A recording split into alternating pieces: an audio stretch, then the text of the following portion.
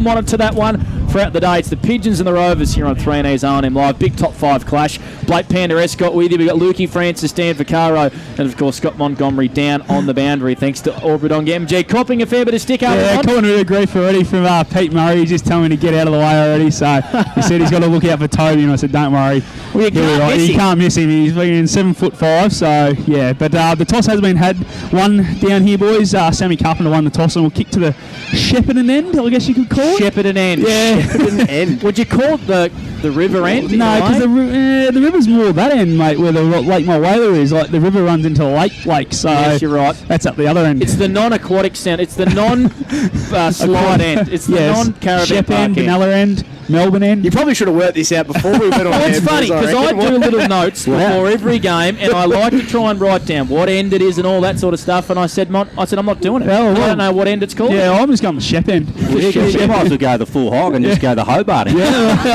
It's hard to go one of those ends. But, that way anyway, boys. They won that, and that will mean Yarrawonga will kick to the Lake Mulwala end. Caravan Park Beautiful. end of the ground if you've been here to the beautiful J. Sealer Oval. Monty, conditions out in the ground, please. Yeah, very windy as you're saying. It's heading towards the Rovers end, the Shep end. How many goals in it do you reckon? I reckon probably 3 or 4. The sock on the other side of the ground's halfway up, I'd reckon. Yeah, so I'd say 3 or 4 goals. It's windy enough, but it is cold. So the attire Captain Puff, I've got the jacket on, but it's not a puffer jacket. He'll get to me one day, I reckon, with one of them. And our windows are open up here in the box, so it is a bit so you boys have been smart up there. We are indeed. Call that one the Brisbane end, Scotty. He's got you measured. Darwin end. Don't overuse it, boys. Come on. I know. Now, Dan, a tip from you, please. Big top 5 clash. It's going to be a beauty. I said Yarra during the week. I'm going to stick with Yarra. I never feel good about tipping against Rovers when Darren's at the game, but I just want to make it very clear that I think Scotty tipped Yarrawonga during the week too. So, what about you, Lukey Francis? Gone for the Pigeons at home, Panda, but gee, I hope there's only a couple of goals in it here on O&M Live this afternoon. The viewers and the listeners on our listening stream are going to be absolutely treated this afternoon. This is going to be a belter. Monty, a tip from you, please. Yeah, I did tip Yarra during the week, Dan. You picked up on that, but that was only so Crezza had a bit of firepower to get the boys up and about. But I'll go with the Rovers, and I just heard a little stat that the 2 Murray brothers have not played together. So first time today they're playing together. Yeah. So all the other boys have played together, but yeah, Toby and Sam yet to play together. So first game together today. It's great info, Scotty. Well done. I'm going to be the only one to tip the Rovers today. You said the Rovers. Oh, you did? So you've changed So from... you weren't even listening. Sorry, I was too busy sorting out your mic levels because you're speaking a bit loud, Monty. Oh, sorry, mate. Sorry. No, that's fine. That's fine. Now you might need to come up. So, yeah, but, I'm going to pick the Rovers. It's hard to pick on Wednesday when you haven't seen the sides sometimes on the social media tips, Panda. So after seeing the sides and a few changes today, I'm going to go with the Rovers. All right, I am going to go with the Rovers as well. I just think that it's a massive top 3 clash for them, and they need to win today if they want to keep that alive. So I think the Rovers might just have a little bit too much firepower up forward as well, Lukey. Yeah, I can understand that, Panda. Absolutely. And we're going to, not far off a bounce, are we now, mate? We're almost set. Here at JC Low Oval in Yarrawonga, round 13 of 18 in the Ovens and Murray comp. And what a ripper we are set for. It is the Pigeons up against the Rovers, and the umpire out in the middle just swinging around to the bench to see if we're set. And we are, and here we go. So it's lockout, and Toby Murray to contest the opening bounce. Ball came down and hit the ground. Gibbons gets his hands on it and breaks away from the contest and gets it out to Forge. Bouncing ball, now grabs it, puts it on the boot, sends it to true centre half forward. Fraunfelder in a contest with Michael Clark. Getting onto it, Iron Spawn, hurried left foot kick. Getting back though is Wilson, and he takes a defensive mark for the Rovers, and they switch it to the outer side, Blake Escott. Yeah, there's a couple of whistles here, and I'm not sure what... There's a free kick in the middle of the ground, Monty. Have you picked that one up? Yeah, it's gone against Lucas Webb, boys. I think he might have been trying to put a block on for someone who might have just grabbed hold of young Will Sexton. So there's a free kick here to the Yarrawonga Pigeons. It's going to go to Jesse Koopman too, boys. There you go. So it's going to go to Jesse Koopman, Lukey, who's going to line up, would you say, 30 metres out on a slightish angle? Yeah, I'd agree with you, Panda. So it's a relatively easy shot for a O&M first grader. And if you're watching on the O&M Live stream, you'll be able to ride this one home. And that is a shocking kick right off the side of the boot. Isn't even going to register a score here at the JC Low Oval. So that's a big let-off early for the Wangaratta Rovers. So Jesse Koopman can't score. We've gone around a minute and a bit here on the time clock, the McDonald's time clock in this first quarter for A-grade batteries and oils, and we've got no score. It's the Pigeons and the Rovers, and it was a big kick out of defence from Raven Jolliffe, but the Pigeons have turned it over at half forward, far side of the ground, and we've got a boundary throw in. Monty, you said it was probably 3 or 4 goals in this breeze, you reckon, as the Seagulls fight over the JC Low Oval? Yeah, I need an umbrella just to make sure I don't get a bit of the excrements falling on me, boys. But, yeah, I still reckon that's sort of a bit swirly. It's sort of heading straight across the ground at the moment, so has definitely changed since the first bounce 2 minutes ago. So ball back into play from the boundary throw-in. And, again, we've got another stoppage here, and the field umpire wants it. So we'll sort it out. A lot of numbers around this football. Howe, Murray got the best of it. At ground level, Gibbons tried to dish it out to the advantage of Harry Wheeler, who puts it on the boot, set sail for home. Has he kicked that? Nah, it looked no, good, it's though. gone through for a behind. Gee, it must have been close to the far side. And the Pigeons are on the board this afternoon on their home turf at JC Low Oval. They register one solitary behind as the Rovers move it out, Panda. Yeah, it wasn't a great kick from McQueen down the wing. It's going to get turned over here at half back. Jai Cross, did he dispose of it? Umpire said yes. Did Amory hold Wheeler? Umpire said no. And we got a bit of a scrap here on true centre wing right in front of Monty. Wheeler was able to get a late hand pass, and the Pigeons link up and shovel it back to the left foot of Seymour, and he's going to drive him down the wing. Great body work there by Raven Jolliffe, taking a set mark at half back for the Rovers. Broadcast side, they want to switch the footy. Wilson, his kick is going to hang a long time in the air, goes back towards the broadcast wing, and Jolliffe marks on the edge of his defensive 50. So, Monty, good pressure here by the Pigeons half forwards. Yeah, absolutely. Just a few foot skill errors. Again, Raven Jolliffe just not quite hitting that target, which is putting one on the pump, but they are trying to kick their way out of their back half. Michael Clark, so the Rovers have conceded ground here. They're going right back to virtually the top of the goal square, and then out to Toby Murray, who's outside defensive 50 broadcast side. He's almost looking inboard again. So they haven't gained much territory here, the Rovers. Handball back. Yeah, and now they're in trouble. So that ball was smothered. Philo rips in and got taken high by Mick Gibbons. He apologises. Wilson comes in, just gives him a shove in the back. That's all right. So Philo, the ball on the half-back flank for the Rovers. Play a little stagnant. Now he's got players moving. Oh, beautiful hit. Mark Clue couldn't quite take the mark. Ball goes to ground. And now McQueen, he's tackled and brought down by Holgate, or almost. Got his kick away. Bryant got smothered by Sexton. That was Will. Mark Clue goes again for the Rovers. Got it up to Carpenter. He missed the ball, and Sexton bursts away. And then the ball hits the boundary line adjacent to the grandstand here at JC Low Oval, and we'll have a boundary throw-in, Panda. Yeah, we will. Scott Montgomery, I reckon Carpenter was very stiff not to get a free kick there for a trip. Definitely got hit below the knees, I reckon. It was quite good use of the hands there by Alex Marklew on the ground, so they're getting the ball out quite well. So if you have just joined us, we've gone 4 and a bit minutes here in this first quarter on the Macca's time clock. First quarter action for A-grade batteries and oils between the Pigeons and the Rovers, and no score to either side. We'll go to Dan Vaccaro very soon on that stat sheet and find out who's on fire early. Toby Murray just leapt over the top of it and won an easy tap down, but it's going to go the way here of the Pigeons on centre wing. Will Sexton's kick was shallow, gained about 40 for the Pigeons, but Carpenter intercepts it. And look at the wind. It just carries that kick inside forward 50 for the Rovers. A clever tap on here to space from Mark Lew.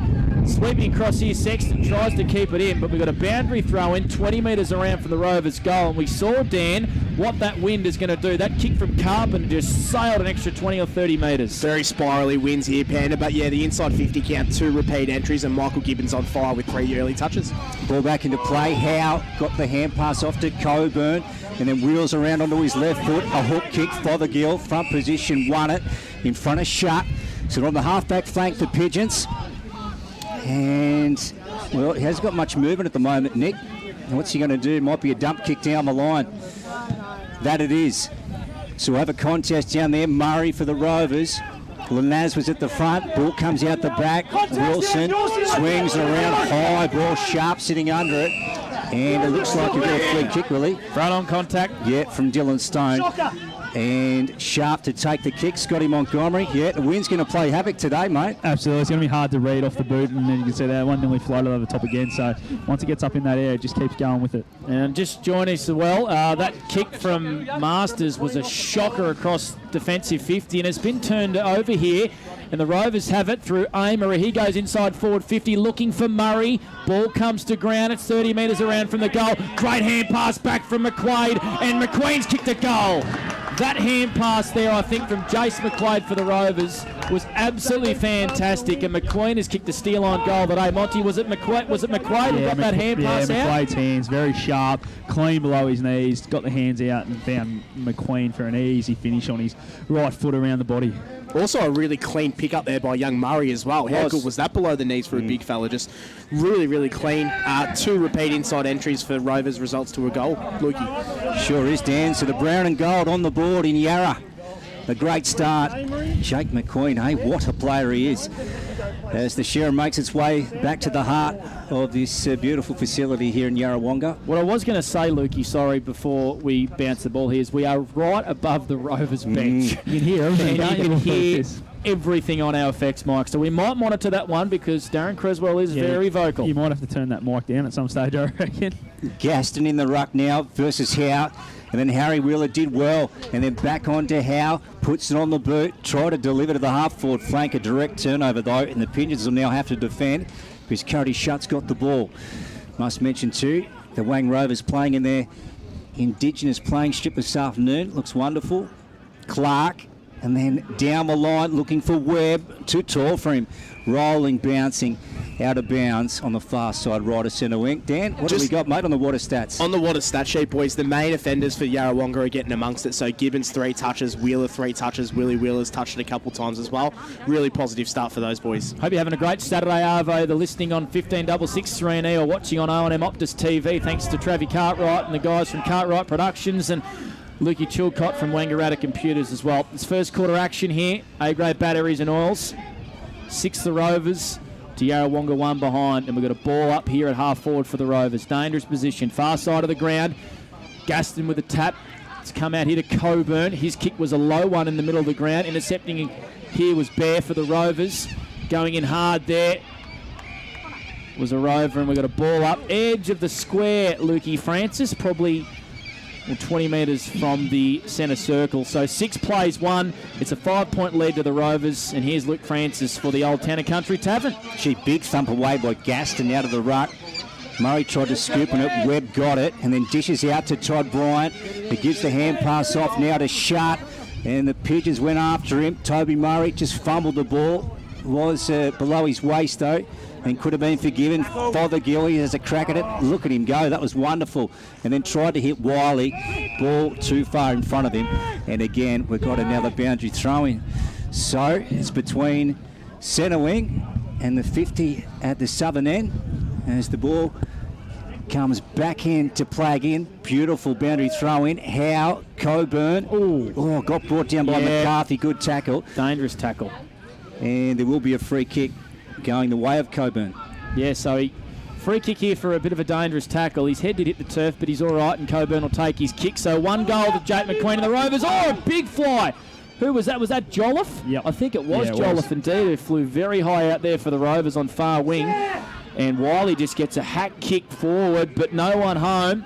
And Lanaz takes an intercept mark here for the Rovers. So, Monty, that wind is definitely playing a bit of havoc here. And Rovers had a lot of ball. You can see even their ball drops, the kicks have been a bit off because their ball drops getting hampered by this breeze. It's quite strong still, but it's sort of, again, just hitting across the ground rather than up and down at the moment. The ball on centre wing here, far side of the ground. Lots of plays around this footy, and we are going to have a ball up. So 6 plays 1 goal to the Rovers. We've gone 10 minutes here on the Macca's time clock. Dan Vaccaro on the water stat sheet. Jakey McQueen started really well, boys. He's had the 3 touches and he's kicked a goal already. Starting where he left off, he's been in really good form. And great observation from Scott Montgomery, brought to you by Aubrey Wodonga MG. As he said, the ball drop just being affected before the players can even make contact with the footy. So that wind on our effects mic. Yeah. Now, this ball is going the way of Raven Jolliffe. So on the halfback flank, the Rovers opening term. Seagulls are the chirpiest out there at the moment. Lukey, the Been a Seagulls. 52, boys, so a bit of chirp on the mark too, I reckon. Yeah. So we're going about 11 on the McDonald's time clock, and Raven Jolliff's going to be brought to about the 50-metre arc here, I reckon. And I tell you what, if he launched a top, he'd almost kick a goal with this wind. So he's about 65 out. That's where he is at the moment. He's still asking for the Pigeons to clear the He has corridor got here. a top. Top spinner. And then bouncing ball. Beat the I would hands. love that to have gone through. And it's gone through for one more score at the southern end. So 7 plays 1. The Wangaratta Rovers 1-1-7. Yarrawonga 1 behind. That's on the Harvey Norman betting scoreboard. First quarter action here on 1566 3 R&M Live. And the Pigeons are going to bring this in. It's Wheeler, Harry Wheeler. Masters and going to kick it long to half back. Can they get out the back here, the Yarrawonga Pigeons? Will Sexton kicks it to absolutely no one inside his own forward 50. Fronfelder and Clark, and a good one-on-one, and well done, Pup Clark. He won a big one-on-one, and Monty socketed it off the ground to McQueen, who's marked it, and he goes short to McCarthy. And the Rovers are out here on the far wing because Jolliffe is in a lot of space if the ball sits for him. He just waits for it to bounce up to him, and Jolliffe takes a bounce, runs towards 60 and kicks it inside forward 50. Out the back, McCarthy came hard, forced a contest. Amory flicked a hand pass over the top to a teammate, McQueen. Over the top hand pass has been turned over. The Pigeons are away through the middle of the ground, Lukey. Yeah, they certainly are. Tyson's got it, brought to ground by Gaston. And now they tear in McCarthy. He's wrapped up. And we will have another stoppage. So 12 and a half gone. Opening turn, McDonald's time clock at JC Low Oval in Yarrawonga. Good afternoon to you if you're viewing on the live stream. And there goes Gaston. Got it down. Willie Wheeler came through. Coburn dived on it. Now he's got to get rid of it. Willie Wheeler gets a left boot to it. Gibbons after it. Now picks it up. Tries to palm off Murray. Well done, inboard. Turned over though to McCarthy. Now Philo left boot, hurry kick, Mark Clue under it. 2-on-1, double hands at it. Mark Clue again, recovers right boot, snap, round the body, bouncing, hits the behind post, and that will be out of bounds. Broadcast side, southern end. Harvey Norman betting scoreboard. It is the Wang Rovers 7 leading Yarrawonga 1 as we go to Blake Escott for Old Town and Country Tavern. I tell you what, Monty, quickly, Mark Lou should have given the hand pass. Yeah, there. McQueen was there, wasn't he? He had a lot of space, so quick hands, he probably has a shot. And Well, Mark Lou just grabbed it out of the ruck then and got a quick hat kick away, and it's gone out of bounds on the full. So a free kick here to the Pigeons inside their own defensive 50. Dan Vaccaro on the water stat sheet. Yeah, as I said earlier, boys, Jakey McQueen, he's up to the 5 touches and a goal. Dylan Stone for Rovers needs to get amongst that hasn't touched the footy yet. There we go. We've played 13 minutes in this first quarter for A-grade batteries and oars. We go around the ground. Murray! What a fly that was from Sam. And I tell you what, he's he's hurt. done some damage here, I reckon, boys. Bailey Fronfelder is holding his ankle. Is it Fronfelder? Or is it Tyson? I reckon it's Kyle Tyson, in fact, actually. Yep. He's holding his ankle, Monty, in a fair bit of pain. Yeah, I reckon he might have been the knee to the back of the head, might have done a bit of damage too, boys. So take your pick. But that fly from Murray, that would have been great viewing on the R&M Live Optus TV. He got very, very high, did Sam Murray at half forward. And Monty Tyson looks like he's going to stay on. Keep going. Tough fella. And he's going to take this ruck contest. Just pushes Lockie out of the way, Says, boys. Lockie, get out of the You way. go forward. Oh. So boundary throw in. Murray, beautiful tap down, wins it to Philo, and the Rovers go inside forward 50. Allen down there, up against Sharp. Masters weaving through traffic through defensive 50, and he goes short to Gibbons. He certainly does. Look at him go, Mick. 2 bounces.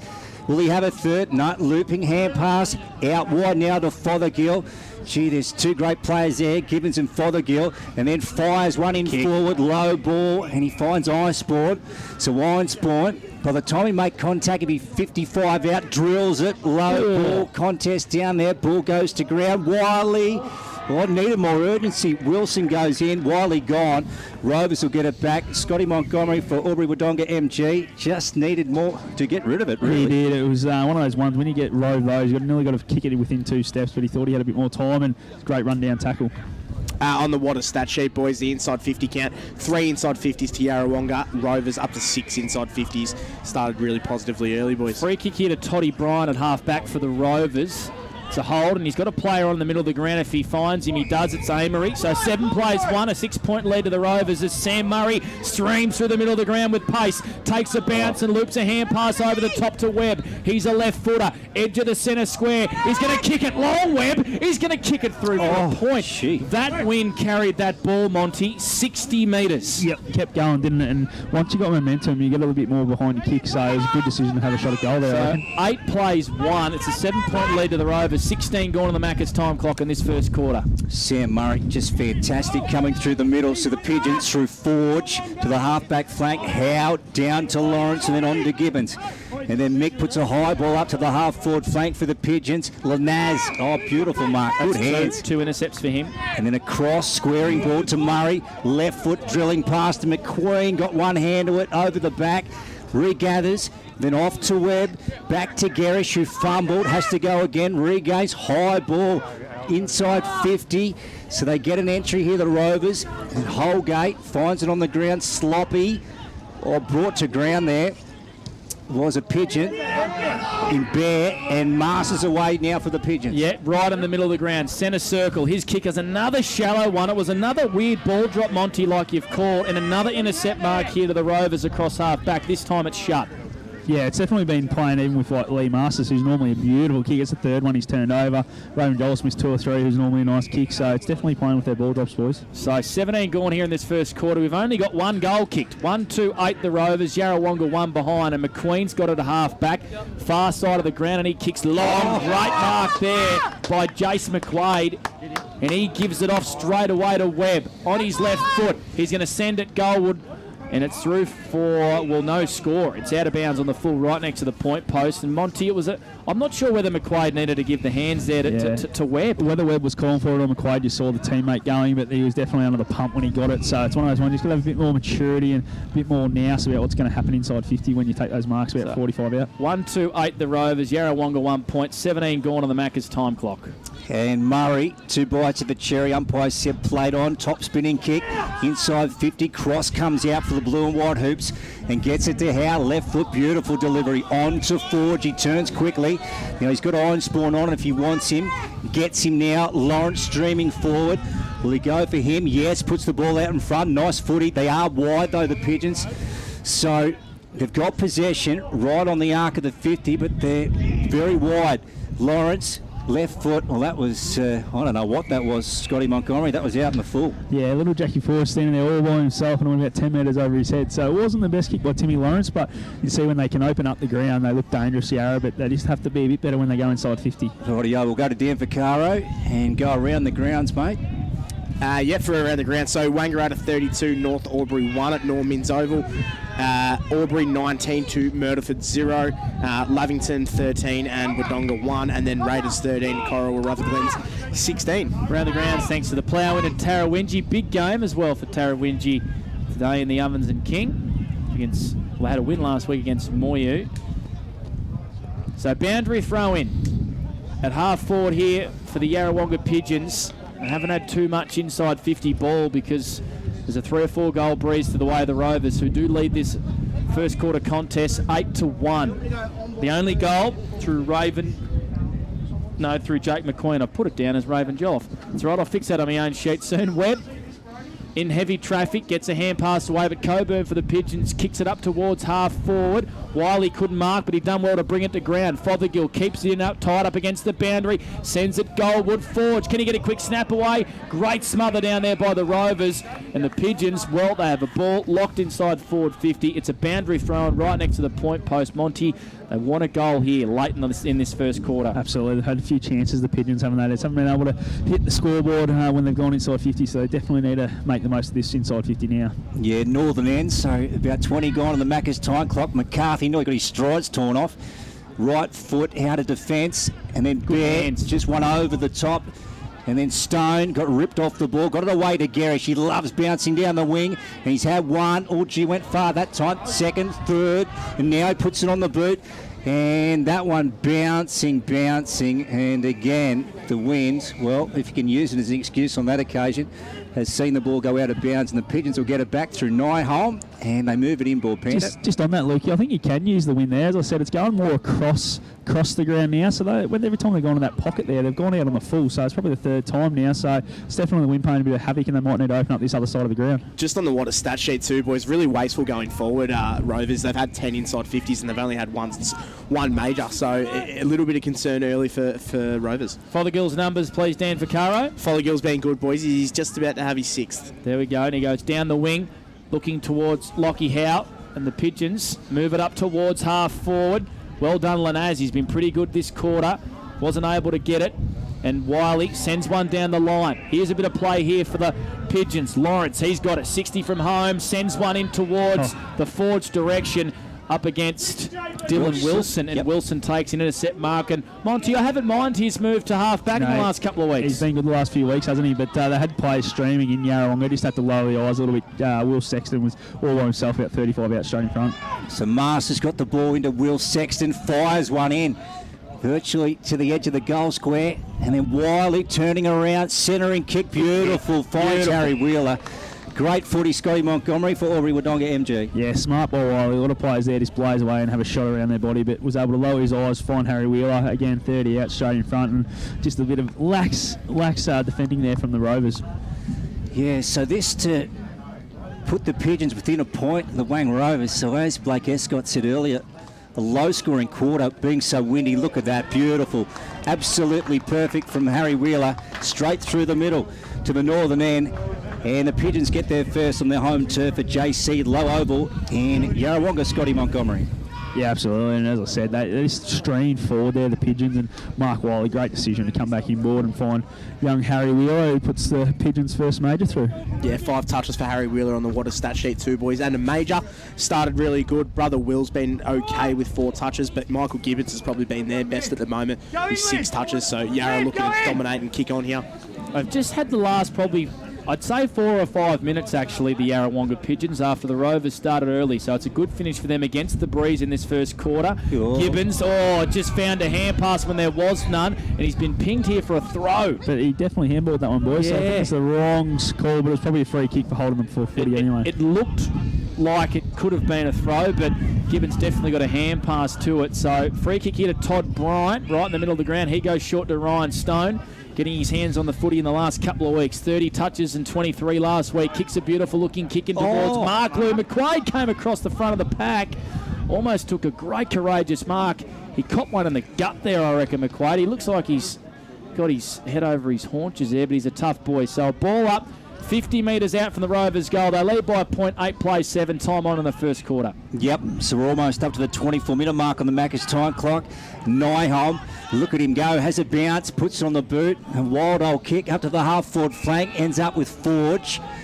And Forge in the 29 Guernsey, nippy player, just puts a high ball up, searching for Fothergill. He went up, he couldn't quite hang on to it, got up high. Murray, back to Lanaz, is it? What's happened? There's a whistle.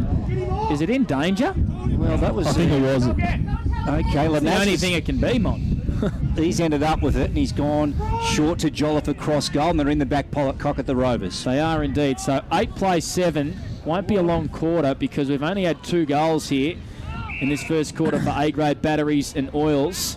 Murray sends one down the wing and hung a long time in the air, and McCarthy's been wrapped up here, holding the ball. Great tackle there by Baz Fronfelder. It wasn't a great kick from Murray out of defence. It asked a lot of McCarthy, and Fronfelder has a chance to send the Pigeons inside forward 50 late. Once again, another shallow entry. Might fall here for Lawrence. Well done by Jolliffe in defence for the Rovers, and he goes with another running barrel. Kicks it long down the wing. McQueen makes the contest, and it's over the boundary line, true centre wing. 25 minutes gone here on the Macca's time clock. 8 plays 7, a 1-point lead here to the Wangaratta Rovers. Dan Vaccaro, who's lighting up that stat sheet in this first quarter. Well, as I said before, Mick Gibbons has been really good, but on the Rovers side of things, Jacob McQueen, he's had the 7 touches this quarter, and he's kicked a goal as well. He's been fantastic on the waters. Philo had to be a little bit quicker than that. Gibbons ends up with the footy. Wow. Then dishes it out to Tyson, taps along the ground, back off the boot off Mick Gibbons. Ball out of bounds, left to centre wing. broadcast side. Did you see Cross there moments ago there, Scotty? Just give one to... Yeah, Sammy Allen, who's just coming off now, so I don't know if there's much in that or if Sammy's just a bit cooked from running up and down the ground. Yeah, I've got to say it wasn't too crude. It was just certainly intentional one in the back, though, to let him know he was there. Harry Wheeler has the pure, misses Coburn with the hand pass. Bryant on to Wilson, and then gets one wide, so the Rovers down the wing. That was Toby Murray. Masters, Lee on the ground, got the ball out. Look at them going in. And then Gibbons on to Harry Wheeler. Gibbons so tight in traffic, fantastic stuff, and he's shown that a few times today, Monty, as well. I mean, he was stiff to get that free kick paid against him, but before his hands were great, and there in traffic, that's why he's an elite player. Yeah, he just sees what's going on around the contest, doesn't he? He knows where he's got to get the ball to, and he's very quick hand to foot or hand to hand. He just gets it out as quick as he can. So boundary throw in, time on in this first quarter at half forward here for the Pigeons, who I reckon have probably owned the last sort of 5 minutes against the run of play here. Coburn, left foot tied up against the boundary. There, folks, is the siren. So a pretty good first quarter. Scrappy affair, but we got a tight one between these top 5 sides. It's the Pigeons trailing the Rovers by 1 point. 7 plays 8, only 2 goals in that first quarter, but hey, it's close here on 3Ds R&M Live. We're going to go to a break. Dan and Monty to review this one right after this. Here on R&M Live, you won't miss a thing. Watching the game at home is good, but watching the game on the big screen with all your mates, all the atmosphere and the great food and beer is pretty hard to beat. And it's all here at the locker room at the SSNA. Adroit Insurance and Risk, your local insurance advisor, able to tailor insurance programs to support your business. And we're proud to support our local community.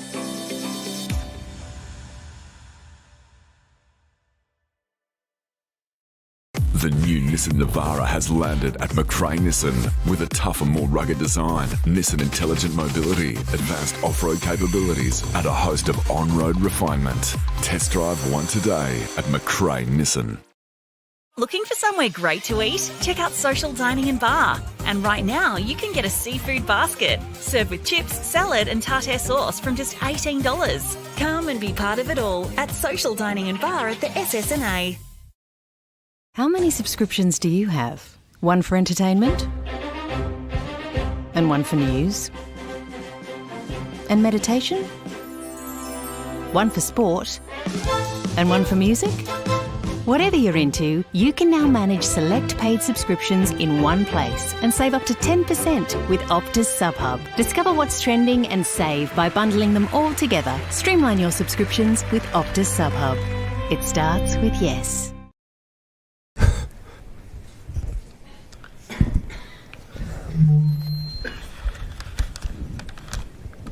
Did someone say KFC? I don't care.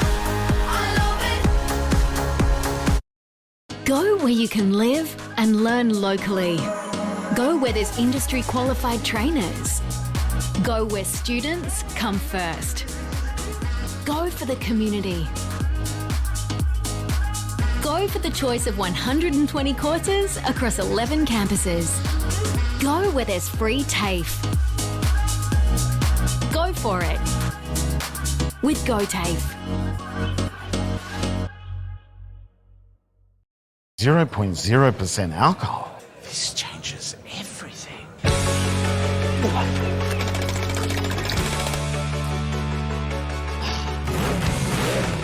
Rewrite the rules. Carlton Zero. The new Nissan Navara has landed at McRae Nissan with a tougher, more rugged design, Nissan Intelligent Mobility, advanced off-road capabilities, and a host of on-road refinement. Test drive one today at McRae Nissan. GoTAFE is hiring, and we want you on our team. Flexibility, professional development, generous remuneration, and a staff wellbeing program are just a few of the great benefits we offer. If you have a passion for your skill or qualification and you're looking for real work-life balance, then GoTAFE is the place for you. GoTAFE is leading, inspiring, hands-on, flexible, fabulous. We have dozens of trainer positions and corporate roles open right now. Get in touch today. Hi, I'm Kylie King. I first fell in love with this region as the Prime News sports presenter. Sometimes this feels like my second home. I love our historic towns and vibrant cities, our passion for sport, and of course the people who make it special. And now I get to share what's important in our region with Kev Polton. So join us, Kylie and Kev, for breakfast, weekday mornings from 6 on 2AY and 3NE.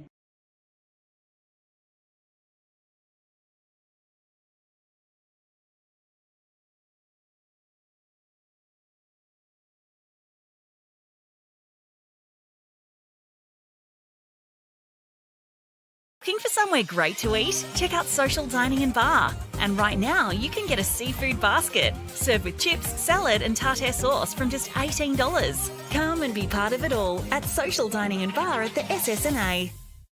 63NE.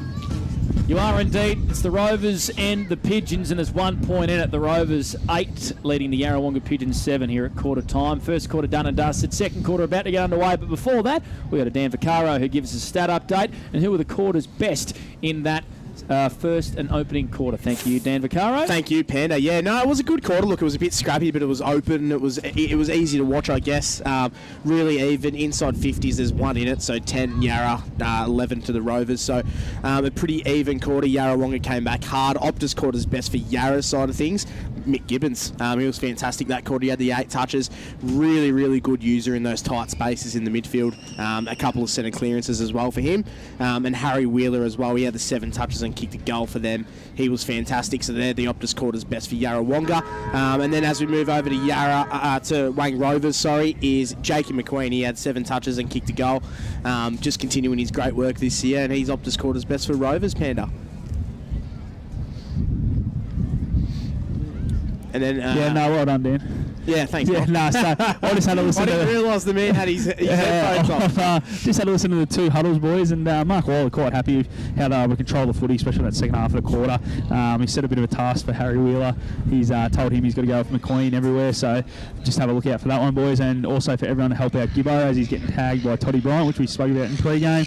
And as for Creza, he just said we've got to get it on the outside a little bit more. When we got on the outside, we really opened him up and got him inside 50, but when we decided to just play with it and go back through the middle of cheap little short kicks that weren't quite on is when we turned it over and really made it hard for ourselves. So be on the lookout for that one with the Rovers trying to get on the outside a little bit more. It's doing your job, boys, putting the pieces of paper up on the windows. Yeah, we were a bit slow on that one. Well, I was doing the Optus quarter's best, so I'm Dan would have missed the window again anyway. It's all right. I can't reach it. I'm too short. You almost fell out pre-game. Really quickly, Dan, around the grounds, the plough in Tarrawingi. Yeah, so 52-2 at the Normins Oval, Wangaratta North. 27-6 Albury's Way over Myrtleford. 19-7 Lavie and Wodonga, Lavie's Way, and 30-13 Corowa lead Raiders. And of course, we'll go and get a Yarrawonga News and Gifts netball update as well, Dan Vaccaro, when you're ready. So here at the JC Low Oval, it's a 1-point lead to the Wangaratta Rovers over the Yarrawonga Pigeons. And now, Lukey, you'd probably expect the Pigeons to have a fair bit of traffic in their second quarter because they got the wind.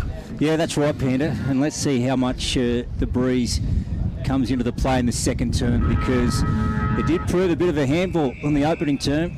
Was a nuisance on some occasions. So let's have a look here. Second term, JC Low Oval. And up we go. Howe and Toby Murray, Gibbons, Bryant, Philo spits one out to Webb and puts it on the left boot. High one up towards centre forward. Beautiful mark. Guess who? Lee Masters for the Pigeons, and he fires a ball out towards Iron Spawn on the wing. So the Pigeons, then a short chip kick over the top, and they're away here through Willie Wheeler, an entry, and then going for Murray over his head. Fothergill bouncing ball behind Wiley, gone through for one behind, and the Pigeons register a minor score as we go down to Scotty Montgomery for Albury Wodonga. You see that play there from half back to a score basically from Yarrawonga without much help from the Rovers trying to slow them up, so they can get on the outside quite well, and Willie Wheeler kicking inside 50 nearly bounced through. So one behind. So scores are level here. The Rovers 8, Yarrawonga 8. And we might see Yarrawonga own a little bit of this second quarter, all thanks to solar integrity. Early stages, because there's about a 3 or 4 goal breeze favouring the southern end of the ground here. And Sam Murray kicks one down towards the wing, but once again floating in, taking an intercept mark, easy as you like, as Lee Masters, pretty much unopposed on true centre wing, right in front of the scoreboard, far side of the JC Low Oval. He holds the ball up, and he's going to go long down towards half forward. Oh, great work there by the Rovers, intercepting across half back. That was Webb. in the hands of Philo, gives it back to Webb, and he moves smoothly down the wing. He's going to kick a long left foot kick up towards half forward. Floating in there and trying to provide a contest was Garish. With the Pigeons in defence. The hand pass there from Masters wasn't great. Asked a lot of his teammates. Stone, clever little chip back to Philo. He's too far out to score. Sends a left foot kick in towards the direction of Murray. Well done there by Sexton. Under pressure in defence for the Rovers, but he clears here to Fothergill. His hand pass missed his opponent here in Iron Spawn. Carpenter goes in. Fonfelder goes in. Lukey, help me out here, my friend. How's one was smothered and the Rovers go back through Murray? They do. Toby wobbles one inside 50 for the Rovers. Mark Clue in pursuit of the footy. So too is guess who? Lee Masters getting back. He is an absolute star, that guy, as he throws the pill back to the boundary umpire. And we'll get a boundary throw in. So deep in the pocket, Northern End broadcast side. 3 touches for Lee Masters early on this quarter in the water stat sheet too, boys. Yeah, a man who's going to feature very heavily on Morris Medal night. Out it comes towards Fothergill. Ironspawn thought he just dropped that. Umpire let him off the hook. Bryant. And now Ironspawn goes again. Just gets a sweeping hand pass out of the contest to Gibbons. That was wonderful. And then a long one down towards the half-forward flank. And in a race for the ball here. Mead and Lanaz, and he moves around and gets a left foot one down the line to Bear, and Jaden just corralled a little. Jolliffe under pressure, gets tackled out of bounds, and we will have a boundary throw in. Panda right under our broadcast position. 3 minutes gone here on the Macca's time clock. Second quarter action for Solar Integrity. And scores a level on the CMV Truck and Bus scoreboard. Monty could almost throw this one in if he likes. Oh, great tap. Going to Gibbons. Gibbons from 50. Steadies. Is it going to swing back? It's not. That would have been a great finish from Michael Gibbons. How is he getting that much space, Scotty Montgomery? No, just had a great block from Harry Wheeler, who there it was. You go. Yeah, Toddy Bryant was right with him, and as soon as it came out, he just got a block. So it was great ruck work by Lockie Howe too. Through for a point, so the Pigeons now lead 9-8, and that's why our man Mont is the best on the boundary, Lukey, because he picks up those things for Albury-Wodonga MG. He certainly does. And Mark Clue, thumping ball up to centre half forward. Oh, he's unreal, this bloke. Seriously. Lee Masters, and then out to Howe on centre wing. Did well, read it nicely. Fothergill, Bear, heaps of space. Man on the mark to Fothergill. And then he's got Ironspawn on if he wants him. He ignores him. Look at this. And he goes inboard to Willie Wheeler, right on the 50 here, southern end. So the Pigeons searching for their second goal in the second term as we almost reach the 5-minute mark on the McDonald's time clock. And Willie's gone back here, so... He's got the breeze. He's got the breeze behind him, boys. And he's back. Absolutely. He needs to start this one at the right goalpost, I reckon, with the way the wind's flying. Let's see how it sails. Willie Wheeler in the 24 Guernsey for the Pigeons. He just pops it up towards the goal square, flying. Was Murray. That's Koopman. Yep. Koopman has just snapped it out of mid-air. It's gone through. And doesn't he let Sam Murray know about it, Scotty Montgomery? Yeah, I think they might have said something to little Toby because he dropped that mark, and Sam might have just stuck up for his little bro there, and then it's kicked off. Yeah, don't mind it at all. That was Daniel Wells sort of stuff from Jess Koopman, wasn't it? That was out of mid-air. Oh, the old Jackie Chan. Yeah, the Jackie Chan. That was a great finish. And look, just on the water stat sheet now, the rebound off the back 50 by Lee Masters is fantastic this quarter already. So they've had 3 inside 50s Rovers. Lee Masters had the 4 touches, and that goal again has come off the back of his great work. So really positive start by him and Yarra. And that's why if Jess Koopman can get a good run at it here, he can be a very, very dangerous player for the Pigeons, of course. Superstar in the competition a few years back, riddled with injuries, and he's getting a good run at it here. So Lockie Howe out of the ruck just sends the Pigeons inside 50 again. Good 1-on-1 contest here between Lawrence and Murray. Lawrence wins out, and the Pigeons kick towards the pocket. Well done there in a 1-on-1 with Jolliffe and Wiley. Jolliffe beats the Yarrawonga coach. He goes over the top with a hand pass to Murray, and he's just going to clear it long down the wing. And Jai Cross punches it over the boundary line. True centre wing, far side of the JC Low Oval. We'll have a restart. 15 plays 8, a 7-point lead here to the Yarrawonga Pigeons in this second quarter for Solar Integrity. That's on the CMV Truck and Bus scoreboard. We've gone 6 minutes. Dan Vaccaro, Scott Montgomery, Blake Escott and Luke Francis with you in Yarrawonga. High ball up, adjacent to the scoreboard. Cross had to wait under it for half an hour. Ball came down, ball out of bounds. And again, we'll have another boundary throw-in. And I'll just go around the grounds quickly for the Ploughings Yarrawonga for the netball boys. So it is 65 to 40. Tigers lead Myrtleford. Lavington 33 to Wodonga Bulldogs 14. Wang Magpies 25 to 11, and Raiders 38 to 56. Corowa's way. Fothergill onto the ball, gives it off to Will Sexton. Little hand pass to Willie Wheeler, back inside to Fothergill, and then right foot hurried kick to the edge of the 50. Tyson. Well, might have nearly dislocated his finger, was shaking his handle. Naz onto Toby Murray. They do well, the Rovers. They win it to Bear and then on to Gerrish. Yeah, Murray very clean below his it's on in the middle. It is. Harry Wheeler's just tackled Ryan Stone 50 metres away from the footy there. Oh, dear. And there's a free kick here to Ryan Stone, right in the middle of the ground. So that's disappointing. End of 50. Oh, no. So, Monty, talk us through that one. What's the 50 for? So I reckon the way he's talking to Nick Fothergill might have actually said a word or two. So this is a huge break here for the Wangaratta. So what they've paid, boys, they're going to bring it back, I think, to whoever had it on the wing, and it'll be a 50 from that position, not from where Ryan Stone was. Well, they're lining him up. Nah. The other umpire is in control over here on the left-hand side, boys. He's, Okay, So it's going to come across to Jackie Gerrish, maybe. So if you're watching this one on the R&M live stream, it's going to be a free kick here to Jack Gerrish, 45 metres out in a 45-degree angle. And if you're listening here on 15.663, a free kick to the Rovers in the middle of the ground off the ball, and a 50-metre free kick. And Gerrish is going to line up here to give the Rovers a nice little break back here. The kick hung a long time in the air, and it just waited for Lee Masters to come in and take another intercept mark. That's his fourth or third of the quarter in his own defensive 50. Look at that for a kick as well. Out towards Wiley, who got it on the second bite of the cherry. He's going to go down the line as well to Mead. So the Pigeons have moved this footy up right in front of the scoreboard. 15 plays 8. They lead by 7. And goes towards Howe over the back. And then after it now, Tyson. Dillerstone's got him by one arm. Umpire let it go. Fraunfelder. Ball spills out, and then a high one from Michael Clark. Just sends it down the line. Coburn pounces on it for the Pigeons. Blue and white hoops get a forward entry here. Waiting under it is Lawrence. McQuaid and also Murray went up. Ball at ground level now. Fraunfelder's in trouble. Back here, boys. Yeah, Big what time. have we got? Yeah, we've got a few on the pack here. Gaston's in there. Yeah, so too is Harry Wheeler. Howe's dragged one out, and on the bottom was Webb. I think Elijah Amory was in there as well for the Rovers. Scotty They're Montgomery. really getting into Lucas Webb off the ball, boys, so I think that might be the Rovers boys trying to stick up for him. Well, there's a free kick here, and it's going to go the way of Lockie Howe in a ruck contest, and he's 50 metres out on a tight angle. Will it float back towards goal? He went for a shot in the end, and it's through for a point. So Yarrawonga pressing, 2-4-16 over the Wangaratta Rovers, 1-2-8. 9 minutes gone in this second quarter for Solar Integrity. Dan Vaccaro on the What a Stat sheet. Yeah, Sam Murray just coming in for his fourth touch this quarter. He's been really good. Lucas Webb, who Monty mentioned just before as well, has been also really good. He's had 4 early touches this quarter. Look at that delivery from Murray. He went to Dylan Stone, and they get to the outer side. Well, near side, I should say, to Jaden Bear. He moves it down to Jack Gerrish. Ironspawn after him, did well. Won the contest. Now he's got no teammate to get it to.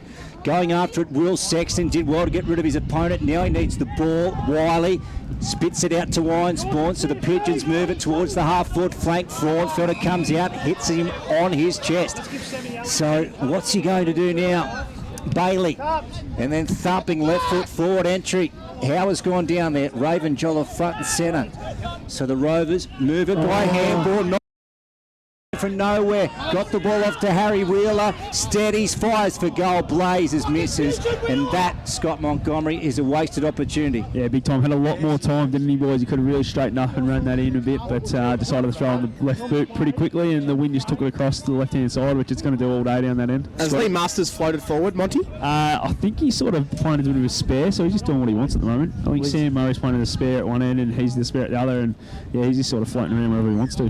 So a big break there for the Rovers, because Wheeler should have kicked that one. 2-5-17 Yarrawonga, 1-2-8 as we tick over 10 minutes in the second quarter. Masters just floats in again. Lawrence, he's a left footer, but there he was on his right, sends it in towards the pocket. Well done, Dylan Wilson. Did he dispose of it? Umpire says yes. Jolliffe sends a left foot one down the line. But guess who? This man again. Lee Masters with his 4th intercept mark, and he's 60 out. Tied up against the boundary, kicks it to the hot spot. Flying high there was Howe over the top. Did he almost juggle it? He almost did. Come off his leg nearly, didn't He come off his leg, his chest, who knows, but the umpire says no mark. A ball up, dangerous position here for the Pigeons. 30 out from their goal. They lead by 9 points. 11 minutes gone here in this second quarter. That's on the CMV Truck and Bus scoreboard. Gaston, Tyson, Einspawn. Oh, gee, he got brought to ground. That was sharp, in fact, going in Coburn. Tell you what, Mont, there's a bit of heat in this. It's very hot, boys. Like a final here. Obviously, not prettiest footy, but it's very tough in and around the contest. Let's see who can win this peel. Tyson and Gaston again. Masters, right foot swinging out of bounds on the full as we approach the 12-minute mark. Second term at JC Low Oval, 17 plays 8. It is the Pigeons up on the CMV Truck and Bus scoreboard. Here's Blake Escott for the Old Town and Country Tavern. Thank you very much, Luke Francis. Hope you're enjoying the action if you're listening on 3E's R&M Live or watching on R&M Optus TV. This ball is going to come straight back because Carpenter's kick out of defence. It's gone out of bounds on the full. Masters with the kick in, delivers beautifully here to his Williamstown teammate in Willie Wheeler. And he marks 45 metres out. You'd say he'll kick from 48 metres on a tight, slightish angle. I reckon he's got the distance, boys, with this wind. He just needs to get it set up right again to that right goalpost. Well, he had a shot from a similar distance early. So Willie Wheeler comes in here and he starts it out left. He asks for the wind to do its bit back and it doesn't go through for a goal. Hangs it too far out to the left, through for a point. So they're blowing a few chances here, Dan Vaccaro. 2-6-18, the Pigeons, to the Rovers 1-2-8. 11 inside 50s, Yarrawonga on the Water stat sheet, and it's all on the back of Lee Masters, boys. 9 touches this quarter. 9 touches in 13 minutes. Yep. Yeah, Luke. He is crazy good, Lee Masters.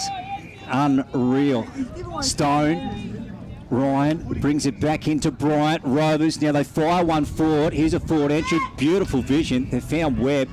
So he's about, well, on the 50-metre arc by the time he'd make contact with this Sharon. He's at the northern end, far side. I tell you what, Scotty, this would take his best effort, though. Yeah, especially in the breeze, boys. I reckon he probably needs to try and find a teammate on He's a been lead. good this quarter, Lucas Webb. He's had the 5 touches and he's lined up for a goal here. Copping a bit of heat too.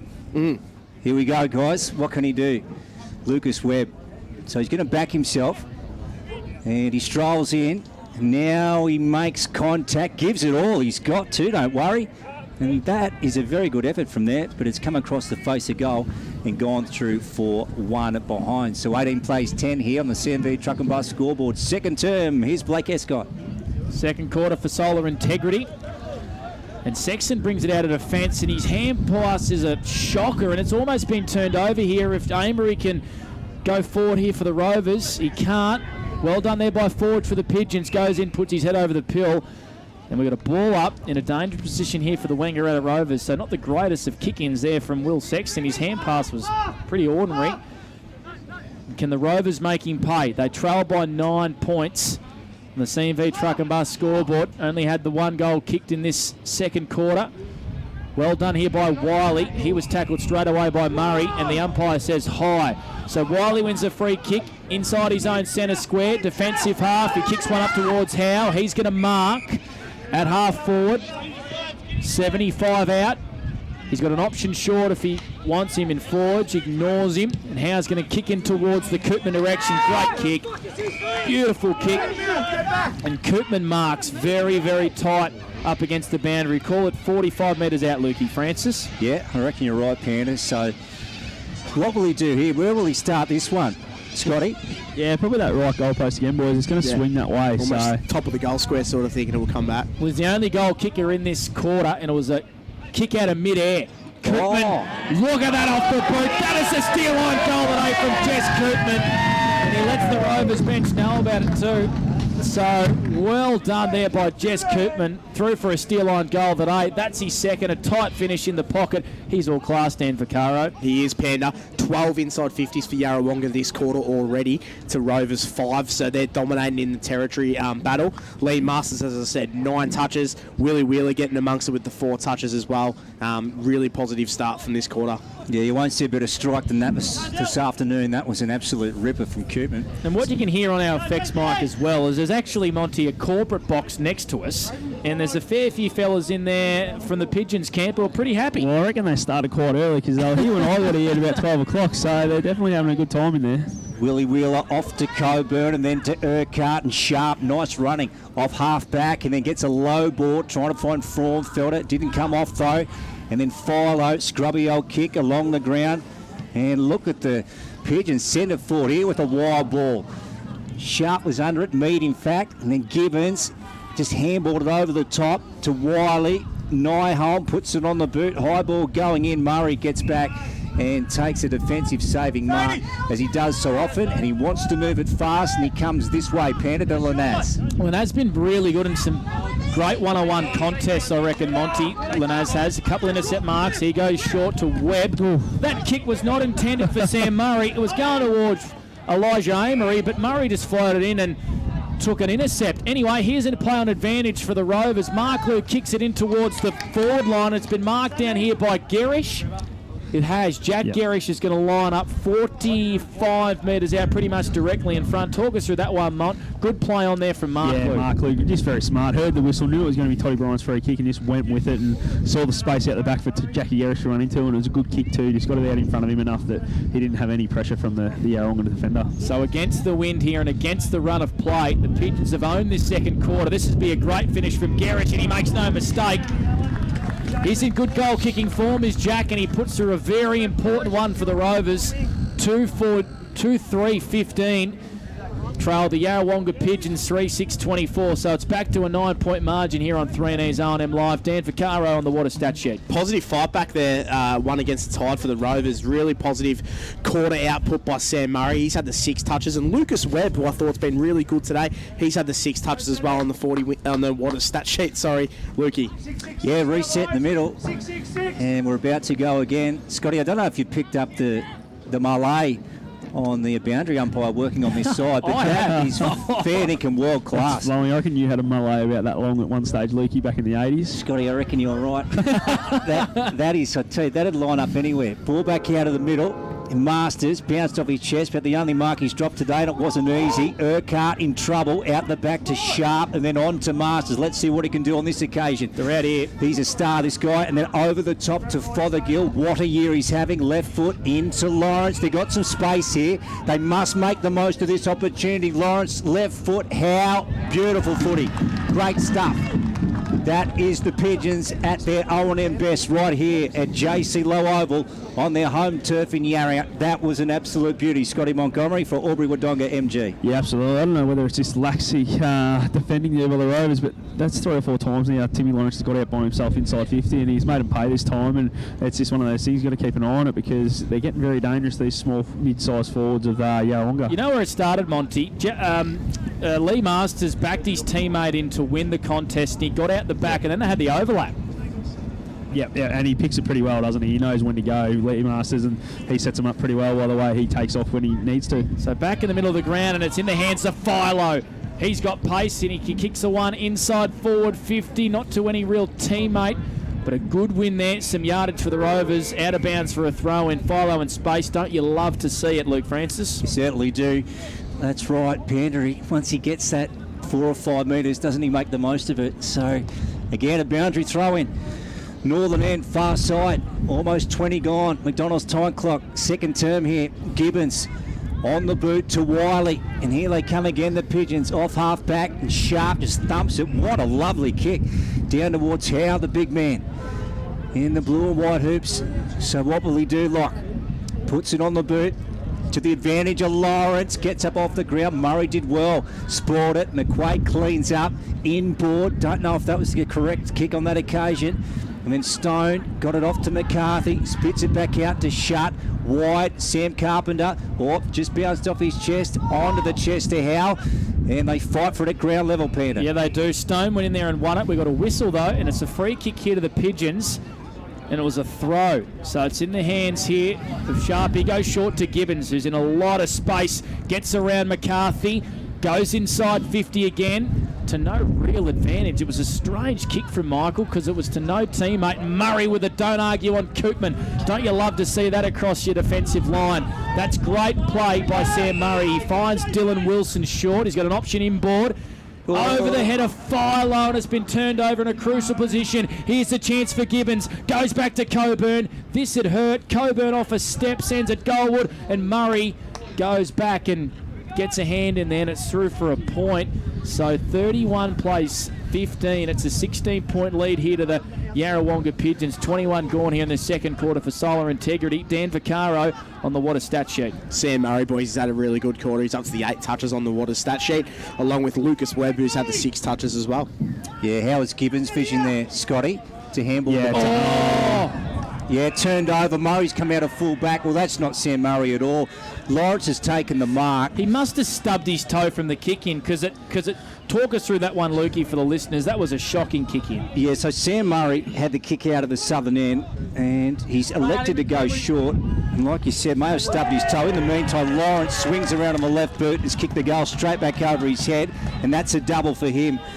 Well, that hurts, and you got to feel for Murray because, well, of course, he didn't intend to do that. Purely accidental. That's a real stinger, Scotty Montgomery, for Albury Wodonga MG. Yeah, absolutely. And Sam Murray hasn't really been kicking in for him. Dylan Wilson's been kicking in for him today. Yeah. So I think Dylan was caught out about 60 away from goal, so yelled out for Sammy to take it. And yeah, that's not really what you want. And probably Dylan will be thinking, I probably could have got down there and taken that kick in.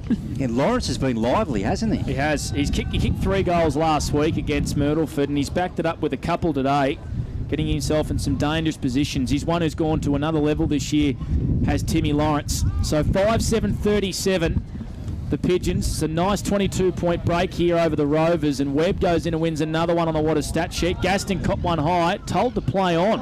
Interesting, you'd hear the groans below us. He's over the top of this, and he gets a free kick in the end here. Does Big Gasto? No, big Jackie McQueen, I think. You're right, it is. Fair bit of height distance there. So McQueen's got it right in the centre circle. And he's going to come out really, really wide here. I reckon the Pigeons will like that. And he goes out wide to Cody Shutt in front of the scoreboard here at the JC Oval. We'll go around the ground soon for the plough-in and Tarrawingi. And Shutt's got it on true centre wing. And he asks his team just to move into some pockets of space. His kick was over the head of his teammate there in Stone. Not a great kick there by Shutt. Boundary throw in, far side of the ground here. 65 around from the Wangaratta Rovers goal. They trail by 22 points, 37 plays 15 on the CMV Truck and Bus scoreboard. Second quarter action for Solar Integrity. Yeah, working up towards the long break. Ball on the far side, just narrowly left to centre wing. And the ball is going the way here of the Rovers. So Philo has it. Let's see what Brodie can do with it in the 10 Guernsey. Again, Indigenous Guernseys for the Rovers this afternoon. And look, wonderful Masters over the top of the pack. Ball bare with his hands on it. Jaden gets brought down by Lee Masters and also Coburn. And the man in green is going to take the Sharon here, Panda. Round the grounds quickly, Dan Vaccaro. Yeah, Wangaratta 85 to North Albury's 8. Albury 35 to Myrtleford 7. Lavington 46 to Wodonga's 9. Raiders 21 to Corrotherland 55 at Burleigh Park. And here at the JC Oval, it's a 22-point lead here to the Pigeons as Lanaz has got it at half-back, right on the edge of his D50. He goes short to Bryant. Lanaz this game, Monty. I reckon it's been good today. Yeah, it hasn't been too bad, has it? He's had the normally the tallest forward, whether it's Howe or Mead, so he's done a pretty good job.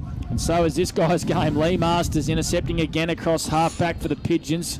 Goes by hand to Coburn. Hurried kick down the wing, far side, over the head of his teammates. And here's Shutt sweeping across defensive zones here for the Rovers, and they want to switch this footy. Dangerous kick inboard here to Gaston, but it might work out.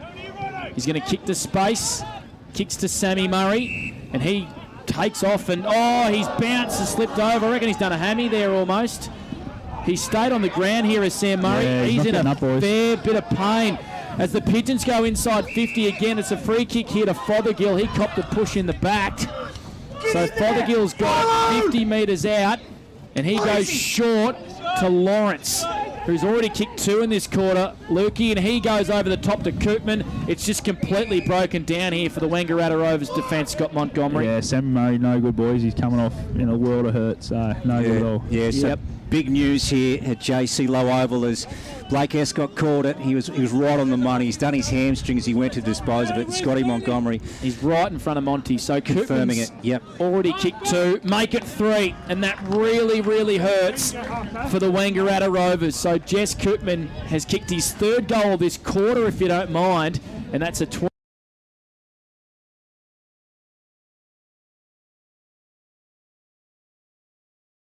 And he's done his hammy and it's gone back the other way, and that really hurts for the Wangaratta Rovers.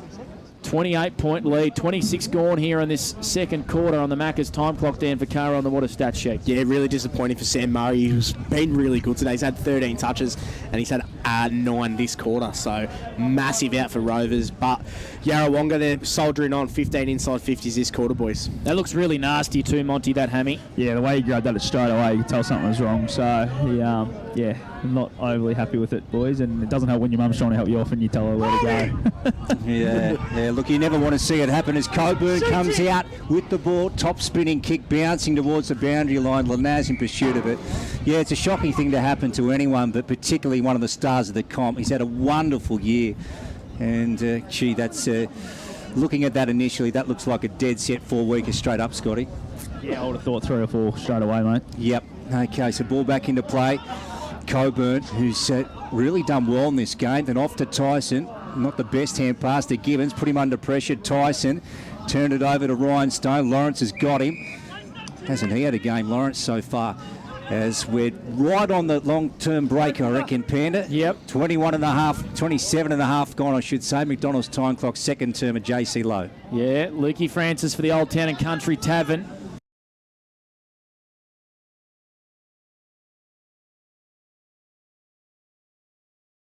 Free kick here to the Yarrawonga Pigeons, Monty. Talk us through this one. And was it below the knees? The umpire paid below the knees. I didn't quite see that it should have been that, but that's the umpire's call. But Michael Gibbons will line up about 20 metres out here, slight angle. So you'd reckon someone of his skill level should be able to put this one through and extend that lead before half time. Might have picked a few things up on our effects mic as well from the Rovers bench, and we do apologise for that. But Mick Gibbons here will line up 20 metres out on a slight angle. This is shelling peas here for someone of Michael Gibbons' class. Comes in and he's missed. I've done it, Robbie McKinlay. You have done it, Robbie McKinlay. I've lost him. Oh, that is a disappointing miss for Michael Gibbons. It's through for a point right on the half-time siren, so that would have given him a 34-point lead going into half-time. Instead, it's still a nice buffer, 29 points. 44 plays 15. And that quarter was broken away by Jess Koopman, who kicked 3 goals, and Timmy Lawrence kicked 2, Lukey. So it was the Koopman and Lawrence show, and it's a 29-point lead here to the Yarrawonga Pigeons at halftime. When we come back, we've got the Supreme Skylights halftime show. You're listening to O&M Live, and on O&M Live, you won't miss a thing. Clear. Thank you. Watching the game at home is good, but watching the game on the big screen with all your mates, all the atmosphere, and the great food and beer is pretty hard to beat. And it's all here at the locker room at the SSNA. Adroit Insurance and Risk, your local insurance advisor, able to tailor insurance programs to support your business. And we're proud to support our local community.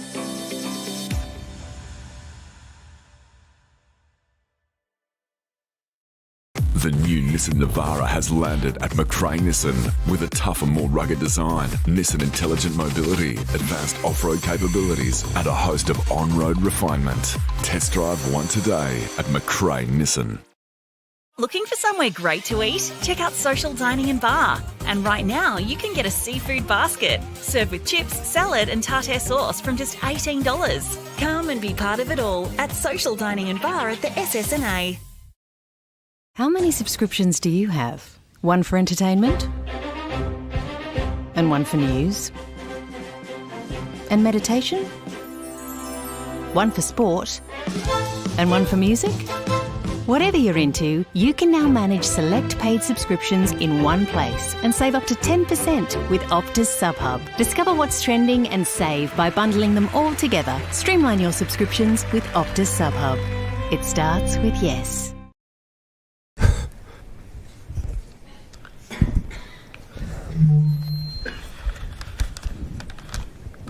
Did someone say KFC? I don't care.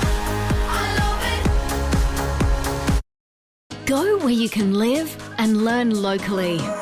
Go where there's industry qualified trainers. Go where students come first. Go for the community.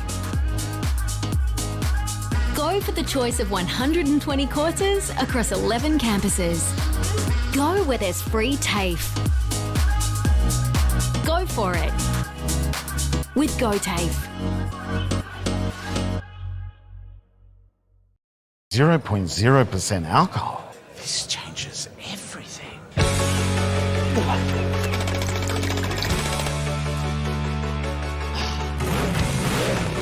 Rewrite the rules. Carlton 0. The new Nissan Navara has landed at McRae Nissan with a tougher, more rugged design, Nissan intelligent mobility, advanced off-road capabilities, and a host of on-road refinement. Test drive one today at McRae Nissan. GoTAFE is hiring, and we want you on our team. Flexibility, professional development, generous remuneration, and a staff wellbeing program are just a few of the great benefits we offer. If you have a passion for your skill or qualification and you're looking for real work-life balance, then GoTAFE is the place for you. GoTAFE is leading, Inspiring. hands-on, Flexible. Fabulous. We have dozens of trainer positions and corporate roles open right now. Get in touch today. Hi, I'm Kylie King. I first fell in love with this region as the Prime News sports presenter. Sometimes this feels like my second home. I love our historic towns and vibrant cities, our passion for sport, and of course the people who make it special. And now I get to share what's important in our region with Kev Polton. So join us, Kylie and Kev for breakfast, weekday mornings from 6 on 2AY and 3NE.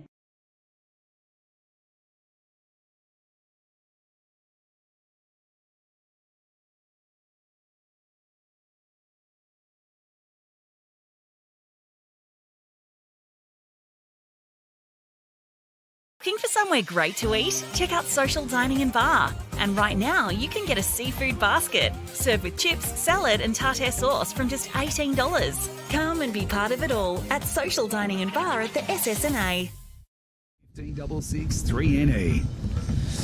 Welcome back to the JC Low Oval, where we're watching a bit of a scrappy affair between the Wangaratta Rovers and Yarrawonga Pigeons. At half-time, it is Yarra leading 6-8, 44 to the Rovers 2-3-15. You're listening to the half-time show. Thanks to Supreme Skylights. Scott Montgomery joined by Dan Vaccaro. Dan, bit of a scrappy game, and Yarra were able to get a bit of ascendancy late in that second quarter. Yeah, you're right, Mon. It was a little bit scrappy. It wasn't too bad to watch. It was a little bit open, but skills are very scrappy. Very inconsistent and annoying wind. Don't know what the weather's like. It looks a bit chilly down there. You're shivering a little bit. Yeah, I am a little bit. I've actually got frostbite in the fingers, and my eyeballs are actually sore from the wind. Like, it's not bright enough to wear sunnies, but you normally have to wear the sunnies just to keep the wind out. But I tell you what, it's funny. The team kicking with the wind is kicking better because I think their backs. Yeah, that's not affecting the ball drop or anything. The wind's at their back, so their ball drop's a bit more cleaner, whereas the team kicking into the wind just seems to be turning over. We've seen the Rovers players trying to go back through the middle, kicking it over heads, kicking it short, turning the ball over in poor positions, and that probably allowed the flow on there where Yarra kicked 3 goals in the last 5 minutes of that quarter. Yeah, they did, and probably the field kicking going with that wind's a little bit easier to get it in better goal kicking positions as well. So, good quarter by Yarrawonga. Absolutely. Really, and if we have a look at the goal kickers just quickly, Jesse Kidman kicked 3 in that quarter. Tim Lawrence kicked 2, and in the first quarter for them, Harry Wheeler kicked 1. Well, for the Rovers, there's not much.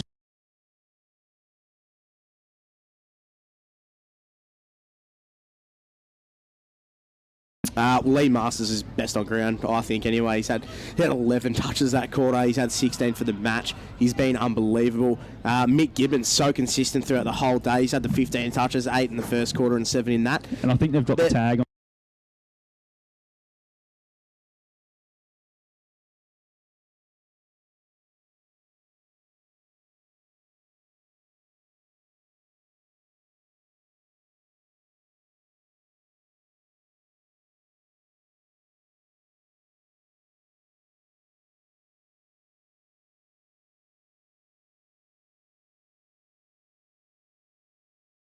19. So that's the difference in the game. That Rovers, Yarrawonga are just getting it forward. Their rebound off the half back on literally the back of Lee Masters' ball use is just fantastic. Their midfield's been really good with Gibbons. Folligill as well has been really handy. He's probably playing a little bit more half back and maybe around the wing sort of area as well.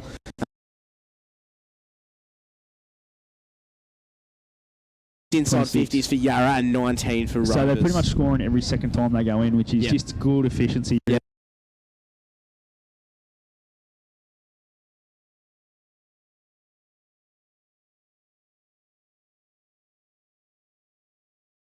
Having their shots as well. It's always one thing to always say the inside 50 count, but you got so many teams that are having set shots from 45 out, boundary. Yarrawonga were having set shots 30, 40 metres out, almost directly in front. A lot of pumping inside the forward 50 there. So the quality of entries has been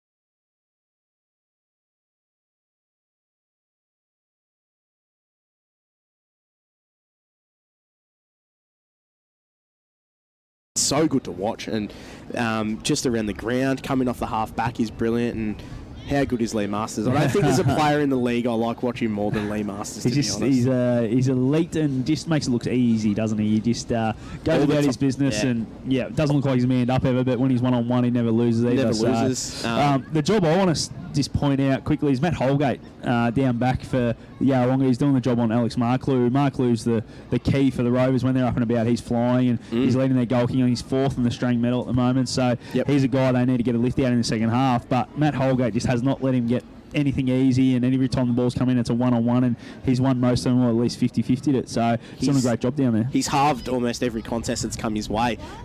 You talk about Alex Marklew, such a talented player, 38 goals this year, and probably not probably about it actually, the quietest I've seen him play this season. So he's saying that he's a sort of guy that can get on a roll, and he could maybe have a second half that gets the Rovers back into it, which is what we're hoping for. We were talking about in the ad break. Usually Marklew's quiet games are still 2 or 3 goals, and he's kicked them at big moments in the game. So hopefully he can do that in the second half if they able to wrestle a little bit more momentum. I think they have, in terms of their moments in the game, Rovers have had their moments. It's just that they haven't been able to last long.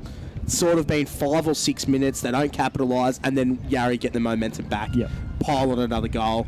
Rovers get it back for a couple minutes and then give it up again. I think that their momentum that they've got to wrestle back has to last longer. Yep, no, I think you're spot on there, mate. And I might just quickly go around the grounds for the Plough in Tarrawingi. At the Normans Oval, we've got Wangaratta taking on North Albury, 86-20. Up at the sports ground on the other game on 2AY on M Live, we've got Albury 42, Myrtleford 18. Up at the Lavington sports ground, Lavington 46, leading Wodonga by 5 goals. So they're at 15, and at Birreley Park, we've got Cora 56 to the Raiders 29. And we might do a quick netball update as well for Yarrawonga news and gifts. Dan, if you got that one for me? I do, mate. So Albury Tigers 65-2, Myrtleford 40 at the Albury Sports Ground. So that's shaping to be a bit of a flog in there. So Lavington 62, Wodonga Bulldogs 31 at the Lavie Sports Oval. Wangaratta Magpies 25-2, North Albury's 11. Raiders 40 to Coral Rutherglen 60 at Birreley Park, and the game here at JC Low is Yarrawonga 67 to Wangaratta Rovers 22. And I just heard the buzzer go, so that one's a final score in the game here at JC Low. So they are up and about, the Yarra girls. They're sitting third, I think, at the moment. They are sitting. Let's get the ladder up. So they are sitting third behind Lavie, and then obviously Cora, who win again today, and who I think they were 20-odd points up there, weren't they? And unstoppable. Undefeated again. So, we've spoken about it before. I think they probably would have won last year undefeated through the 13 rounds before COVID hit, and the year before, obviously 2020 got wiped out, which they were pretty keen on. The year before that, they lost in the grand final when they were red-hot favourites. So this is their year, I reckon. Yeah, so finally they might get that chance. They've had a bit of adversity this year with Liv Sinclair out as well, and it just looks like they've filled their void. And that's what a good team does, that they can just carry on and keep winning. I think they just made a phone call to Brooke Bryce and said, Brycey, we need you back, and she's just rolled back into the centre court and doing what she does. So there you go. She's a former, obviously, interleague representative from the Cora girls. So, I think they're going all right, the Cora girls, and will be hard to beat. But let's look forward to the second half here, Dan. What do we think's going to come out? Obviously, Darren Creswell won't be happy with his charges at half time. We'll be giving him a fair old rev up. What do they need to do to try and get back in this game? They've got to be able to keep the momentum lasting a little bit longer. As I said, their ball use inside 50 has to be cleaner. They've got to take a leaf out of Yarrawonga's book in terms of the way they're using the footy, and their entries inside forward 50 have to be better. The thing that's going to hurt them is Sam Murray. So Rovers' greatest weapon is their ball use and their rebound off the back 50, and Sam Murray's their best player for it. They've really probably got to put a lot more responsibility in their hands of maybe Carps, Sammy Carpenter, Dylan Stone, who I think they're playing down back, have to get him using the ball a lot more.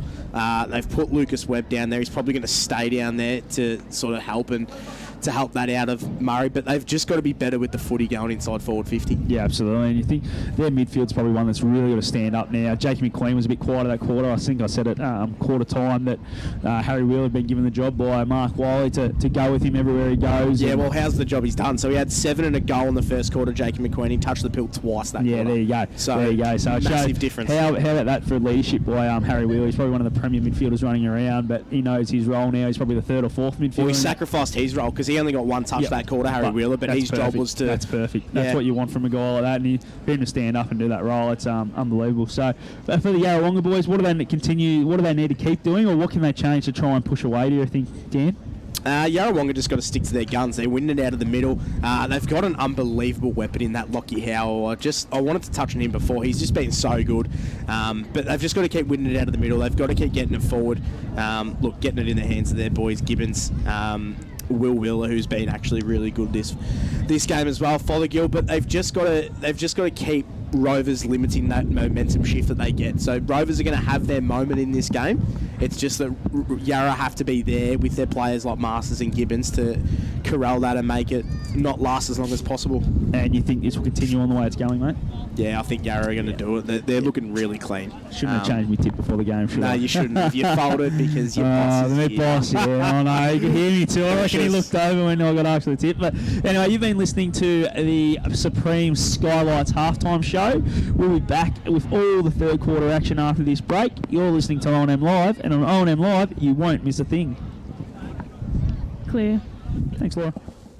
Watching the game at home is good, but watching the game on the big screen with all your mates, all the atmosphere and the great food and beer is pretty hard to beat. And it's all here at the locker room at the SSNA. Adroit Insurance and Risk, your local insurance advisor, able to tailor insurance programs to support your business. And we're proud to support our local community.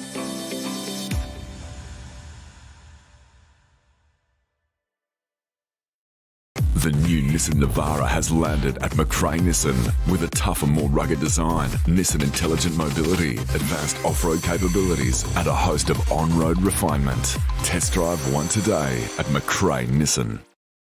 Looking for somewhere great to eat? Check out Social Dining and Bar. And right now, you can get a seafood basket, served with chips, salad and tartare sauce from just $18. Come and be part of it all at Social Dining and Bar at the SSNA. How many subscriptions do you have? One for entertainment? And one for news?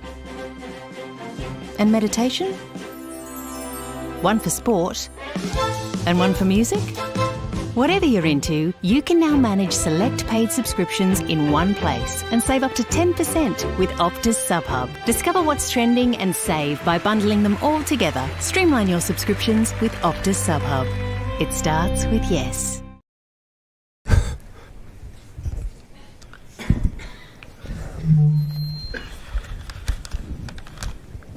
Did someone say KFC? I don't care.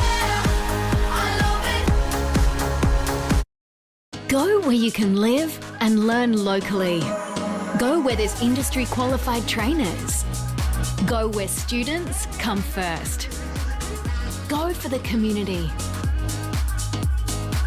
Go for the choice of 120 courses across 11 campuses. Go where there's free TAFE. Go for it with GoTAFE. 0.0% alcohol. This changes everything.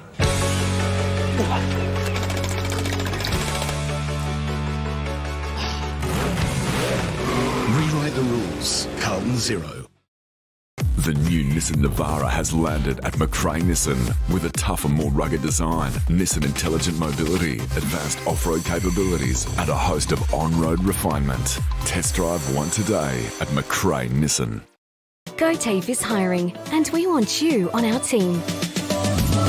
Flexibility, professional development, generous remuneration, and a staff wellbeing program are just a few of the great benefits we offer. If you have a passion for your skill or qualification and you're looking for real work-life balance, then GoTafe is the place for you. GoTafe is leading, Inspiring. hands-on, Flexible. Fabulous. We have dozens of trainer positions and corporate roles open right now. Get in touch today. Hi, I'm Kylie King. I first fell in love with this region as the Prime News sports presenter. Sometimes this feels like my second home. I love our historic towns and vibrant cities, our passion for sport, and of course the people who make it special. And now I get to share what's important in our region with Kev Polton. So join us, Kylie and Kev for breakfast, weekday mornings from 6 on 2AY and 3NE.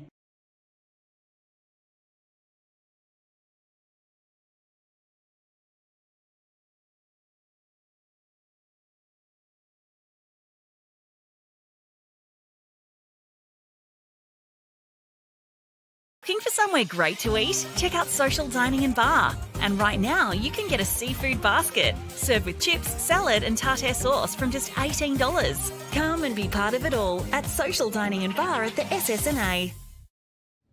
Half time here at the JC Low Oval. If you're just joining us here on 1566 3NE O&M's Live, it's the Yarrawonga Pigeons up against the Wangaratta Rovers. It's a 29-point lead here to the Pigeons, but the big news of that half, Lukey, we're back, is Sam Murray has done what looks to be like a pretty nasty hamstring injury. Yeah, not good at all, Panda, as you called on centre wing here.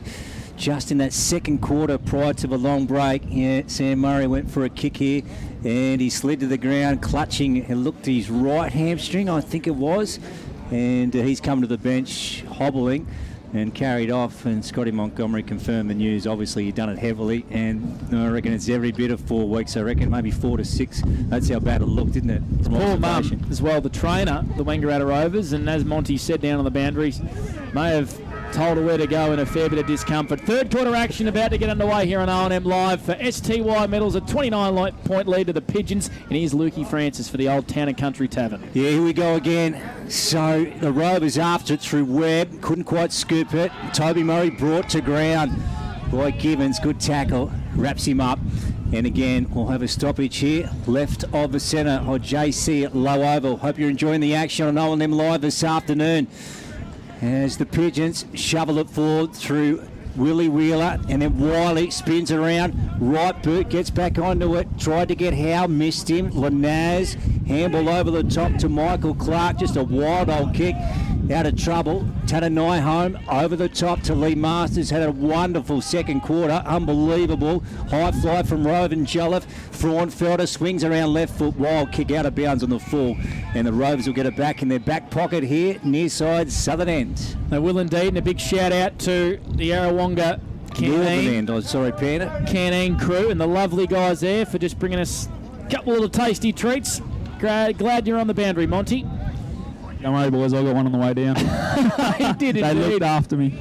So big shout out. That's why we love doing country footy. Philo, his hand pass is going to intercept here by Will Sexton for the Pigeons. Late inclusion today. Kicks it to the hot spot. Howe was he impeded with? Definitely wanted a free kick. Umpire said play on. Spills here to McQuaid for the Rovers, and he just clears it as long as he can. It's going to come the way here of Shutt. He's marked on centre wing. He's got in a fair bit of traffic here. Amory, if the ball sits for him. Is it going to sit? It's not. Well done, Jai Cross. Came out and made a contest, and then goes in and lays a good tackle on McQueen. Gets a hand pass away to Marklew. He'll kick a goal. Bang! Just the start the Rovers wanted. Alex Marklew with a steal-line goal of the day, and Monty, they just worked that one forward. They got the overlap, and Marklew finished. Tell you what, Shutt's kick to Emery, I know it didn't quite work out, but it was the dangerous one, wasn't it? Got him inside 50, and Alex Markley, we spoke about him at half-time. He's the one we need to see lift for the Rovers to get back into it, and it's a nice finish to start the quarter. Just on the water stat sheet too, boys. Positive start by Rovers against the tide again. 3 inside 50s early for Yarra. Rovers go forward, kick a goal through Mark Clue, who was held well by Holgate in the first half. Lukey Francis. Yeah, did you see the little hands in the back, Mark Clue on Holgate, just to give him that edge there, Scotty? He's too busy eating his schnitzel roll, Luke. Let him go.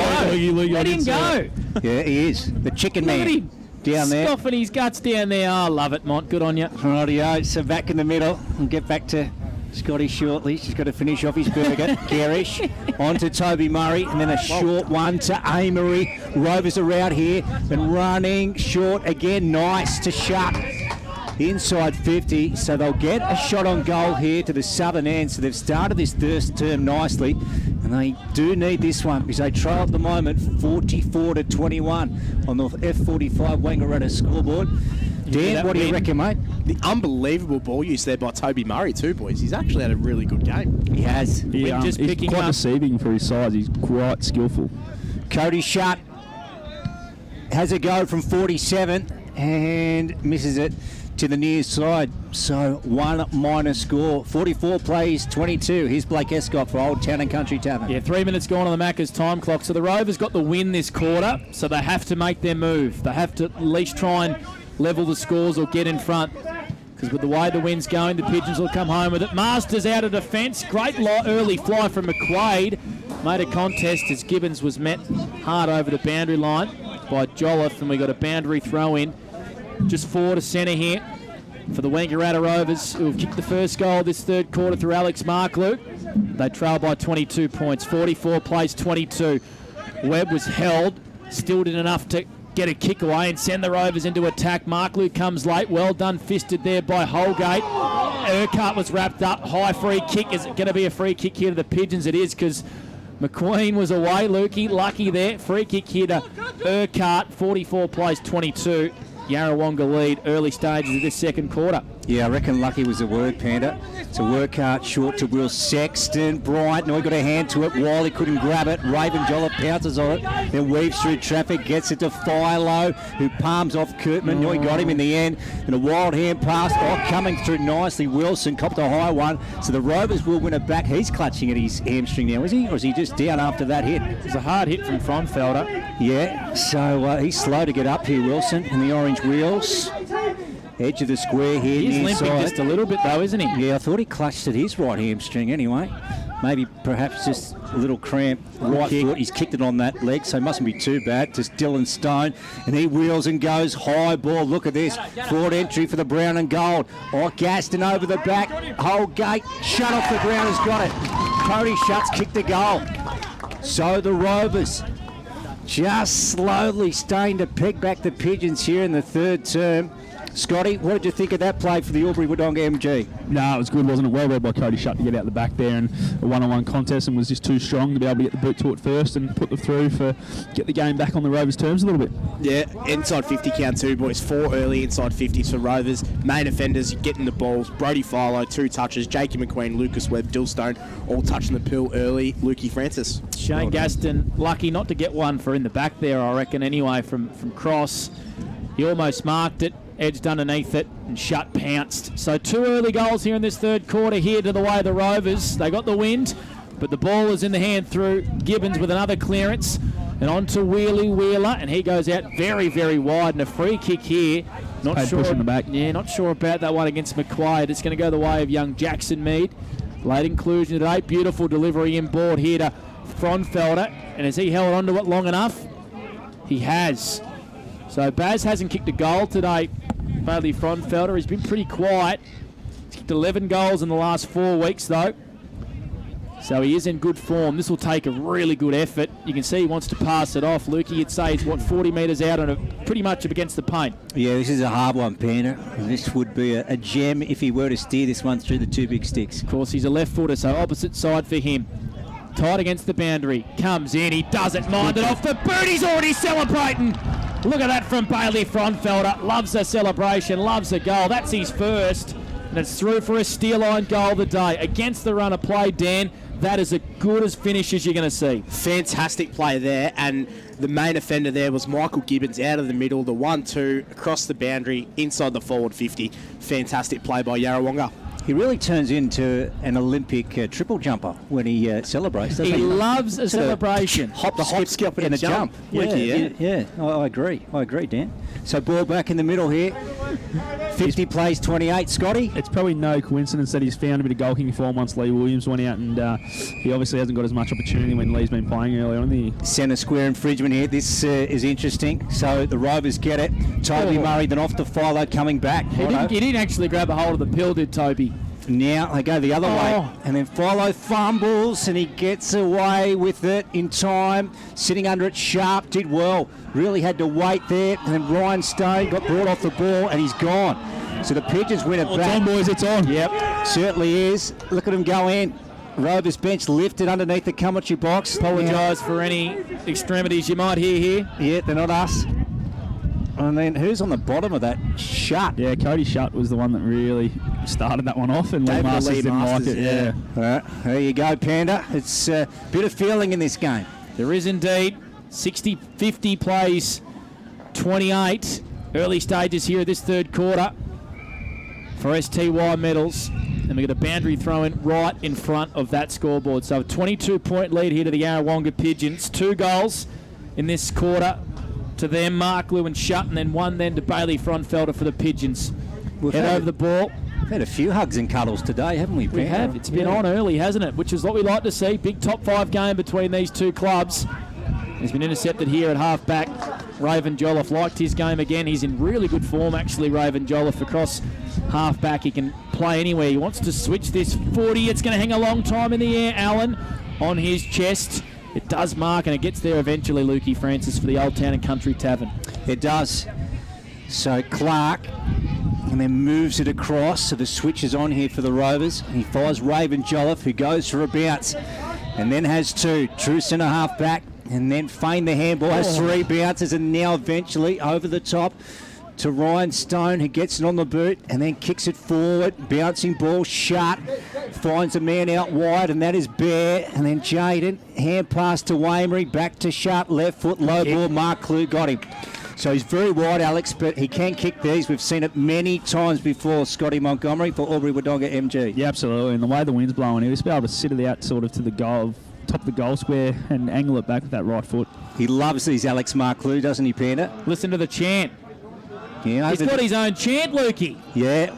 Well, I reckon those boys aren't exactly drinking orange juice over there. I don't reckon they're chanting nice things either, boys. No, there you go. Let's see what Alex can do. Southern end puts it up in the air, steers it, misses it. Oh, I thought it was his own teammates. Says it the Pigeons, Monty. Yeah, I think it's the Yarra boys over there under the tents, boys. Yeah. No, they're... I think you're right, Monty. Well, they let him know about it, didn't they? Over at the lemonade stall over there. The lemonade stand. So through for a point. Vodka lemonade. 4-5-29 the Rovers. They've blown a few chances here. Yarrawonga 7-8-50. That's on the F45 Wangaratta scoreboard. If you're looking to get your fitness done, shed a few kilos, get down to F45 Wangaratta. Wiley marks very wide. Might get sprinkles down there, I reckon. Yeah. Hey, Panda? I reckon so. He's had too many of those on the couch on his ice cream over the past couple of weeks. So here's a chance for the Rovers, who intercept. Still trying to get around Coburn with a little bit of dancing feet with Stone. Sends a tumbler into Amory. He plays on, and he kicks a goal. Amory kicks a big goal for the Wangaratta Rovers. And the margin is back to 15 points here in this third quarter for STY Metals. Monty boundary side for Albury-Wodonga MG. It was a tumbling old kick, but it was a good finish from Amory. It was, but it went back to Alex Marklu's intercept mark on the wing there, boys. And then Dylan Stone being able to use his twinkle toes and get around Braden Coburn. And it was a wobbly old kick inside 50, but what a finish by Amory. They needed that one, and that gets them right back in touching distance, boys. Yeah, third term as we tick over the 11-minute mark on the McDonald's time clock. Dan Vaccaro, Scott Montgomery, Blake Escott and Luke Francis with you in Yarrawonga. In this game, well, approaching the point we wanted it to, 15-point margin, and Webb in the middle, got it over the top to McQuaid. McQuaid gives it off to McQueen, thumping, floating ball inside forward. Yeah, so Gaston will get it. So they're giving away a free kick here through Seymour. Oh, gee, this had hurt. So momentum with the Rovers. And, well... Bring it back to 9 points. What is it, 50 to 35? So this is a big kick here by the big ruckman, Lukey. Boys, the big change at half-time Creswell's made is Jason McQuaid into the ruck. He's the one that's got all the momentum out of the middle at the moment, so he's killing it in there. Shane Gaston, he's gone a fair way back here on the mark. Let's see what he can do. Needs to put it through. Is it 9 points? He's missed it. He's missed it. Gee, and that is a big miss in the context of this game. Wow. Okay, so there you go. Pigeons get the ball back. Defensive 50, Panda.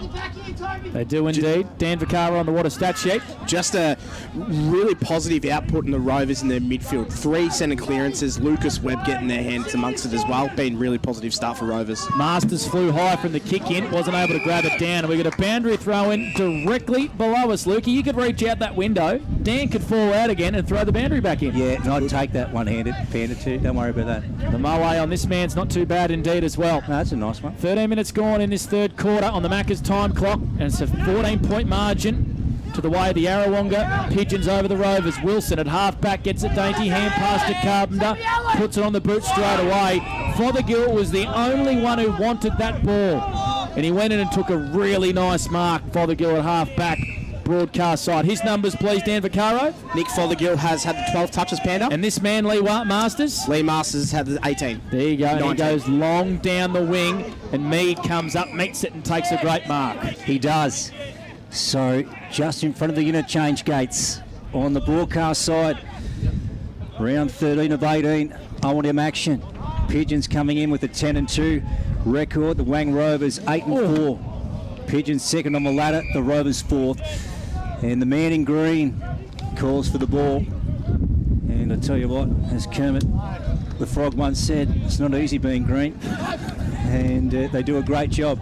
McQuaid, Bryant, back to McQuaid.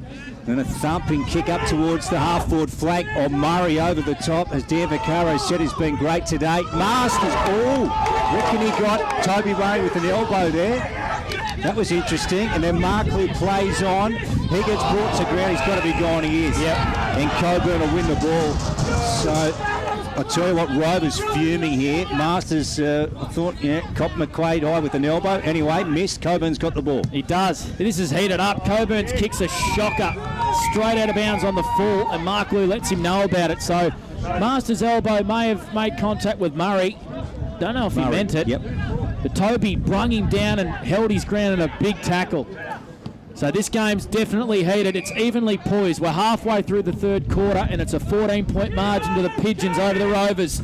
Masters comes in and fists this one out of bounds right in front of us still. Play broadcast side here at the JC Low Oval. It's camped at half forward here for the Wangaratta Rovers. They've kicked 3 goals to 4 in this third quarter through Mark Lou, Shutt and Amory. Frontfeld the only one for the Pigeons. And here's Lukey Francis and R13 Live. Yeah, 14 points in it. Blake Escott. So the Pigeons up on the F45 Wangaratta scoreboard, and the Macca's time clock gone 15 and a half here, third term. Some real feeling in this now. Willie Wheeler just giving the ball back to the umpire. Here we go again. Let's see who can win this clearance. McQuaid, Seymour off Fothergill, fantastic, read it beautifully. And then left foot down the line. Oh, what a mark from Lanaz pushing out Howe. That's not easy. So Tristan, and Raven Jolliff's calling for it on the boundary line, ignores him. Now he plays on, dump kick down the line, so let's see who's under this. Cross for the Pigeons, comes back, over the top, Lee Masters, going through Amory. Coburn got a high one. Umpire said hot play on McCarthy. He's dragged down by Seymour. And again, we'll have another stoppage, Blake. Dan Vaccaro on the water stat sheet. Yeah, Lee Masters, 3 touches. Michael Gibbons had the 3. And Nick Fothergill's been really good on the water stat sheet, boys, with 3 early touches as well. Pick up all the players beneath us here on the effects mic. Great stuff here on 15.663 O&M Live. Gibbons, his kick's going to come straight back. Mark Lou! He's already kicked 1 in this quarter. And he's marked from the quick kick from Wilson, 45 metres out on a slight angle, Monty. Yeah, forwards in front first to move, and it was just a bit of a dump kick from young Wilson there, just tumbler, and Alex Markley. Koopman and Fothergill were very close to him here on his approach. So the chance go around again from the opposition supporters. Can Mark Lou silence him? He'd love nothing more than to kick this goal. And he does just that, and he lets them know about it. Oh, this is a great game here on 15.663's R&M Live. Mark Lou with his second in the third quarter, a steal line goal that ain't Lukey. It's back to an 8-point ball game. Certainly is. We've got a beauty on our hands now. So this is what we wanted at JC Low Oval in Yarra.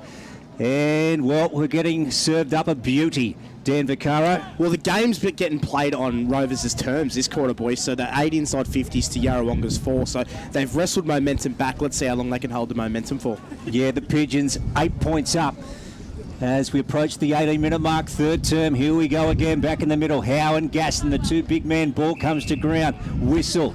Ooh. And the ball's going to go the way of the Pigeons. Now it's going to come back to Gibbons. What was that for, Monty? He played a hold on the man, I think, but I didn't really see it, to be honest. Gibbons straight back out to Willie Wheeler.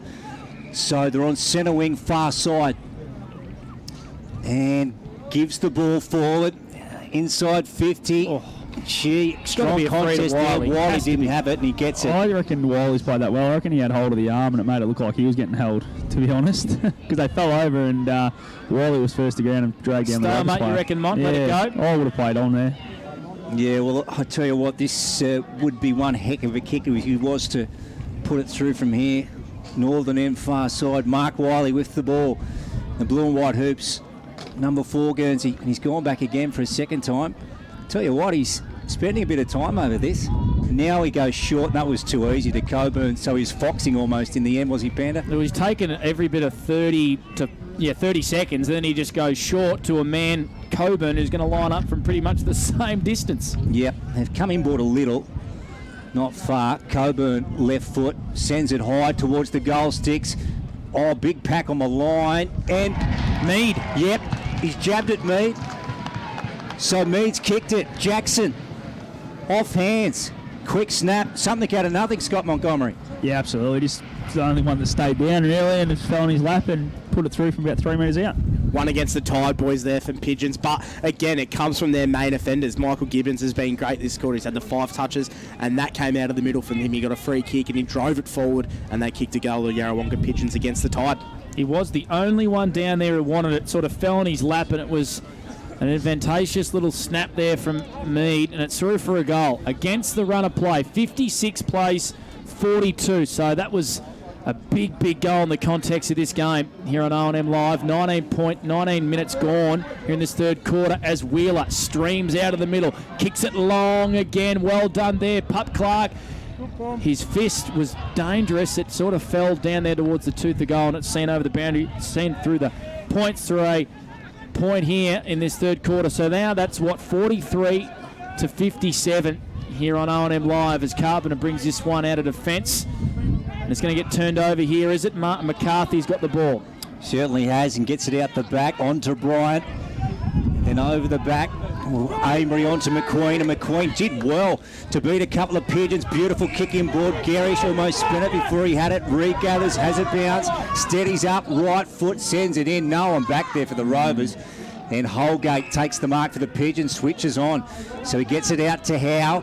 Now he's got Forge on if he wants him further up the ground. Howe slows it right down though. And the Rovers have been able to man up a little here. Short one. That was nice, finding Seymour, right of centre wing, far side. 57 plays 42 on the F45. Wang at a scoreboard. Almost 21 minutes gone here, third term. And the Pigeons up. What's going on down there, Panda? No, it's the corporate next box door, next isn't to it? us. Yeah. Yep. Oh, right. The corporate box next to us. They've had a few. I reckon they must have had a win on the horses, I They reckon. must have. Yeah, the quaddie. The quaddie's Still got alive. Up. Well, Still alive. And wait until they win. So 21 minutes gone here in this third quarter, and it's 57 plays 42. The Pigeons holding a 15-point lead here. Dan Vaccaro on the water stat sheet. Nick Fothergill again just chimes in for his 4th touch this quarter. He's been fantastic on the water stat sheet, boys. He'd never waste a possession. Wiley outstretched, couldn't mark. The kick's going to come straight back though because the Rovers just kick it off the ground. I think that was Clark, and it's gone out of bounds on the full. So 15 points. The game is evenly poised. Around the ground soon for the plough-in Tarrawingi. And we'll grab a Yarrawonga News and Gifts netball update as well. So the Pigeons just try and gain 50 metres down the field. Oh, going in and taking a big grab there was Fothergill. He's the smallest bloke out there, Monty, but we see this all the time. He floats in and takes great marks. Yep, just a great reader of the footy, isn't he? It was a great grab, and yeah, not much defence being played there by his opponent. Didn't go near him, but yeah, good grabbing. He'll have one of the toughest shots today. That side, it's right into the wind, so it'll be a tough one. His numbers again in this third quarter, please, Dan Vaccaro. Fothergill's had 5 this quarter, 15 for the match, Panda. What kind of season is he having, Nick Fothergill? A very, very good one, averaging 24 disposals and 1.5 goals a game. So this would be a massive goal if he could get the distance and kick it. He gives it a big ride. It's across the face, through for a point. So 8-10-58, the Yarrawonga Pigeons play Wangaratta Rovers 6-6-42. Ticking up towards time on in this third quarter on the Macca's time clock, all thanks to STY Metals. Yeah, stick with us on O&M because they're in for a fantastic finish today at JC Low Oval. Dan Vaccaro, Scott Montgomery, Blake Escott and Luke Francis with you. Ball on centre wing. Garish has a stab at it. Philo at ground level, and there's a whistle over the shoulder. So Harry Wheeler not happy at all. Brody Philo's going to get the ball. He's very slow to get up too. He's a little weary. Yeah, Brody played it well, I thought, but definitely made sure the umpire knew it. To Dylan Stone, short, and then away he goes, puts the foot down, thumps it in. They get an entry. The Brown and goal. Murray over the back. Oh, look how this man just reads it so well. So Lee Masters has taken the ball out the back of the pack and spears one to Fothergill. Yeah, Murray flew very early. He wanted to hurt him, and Masters just took an intercept, put down Fothergill for another one, Dan.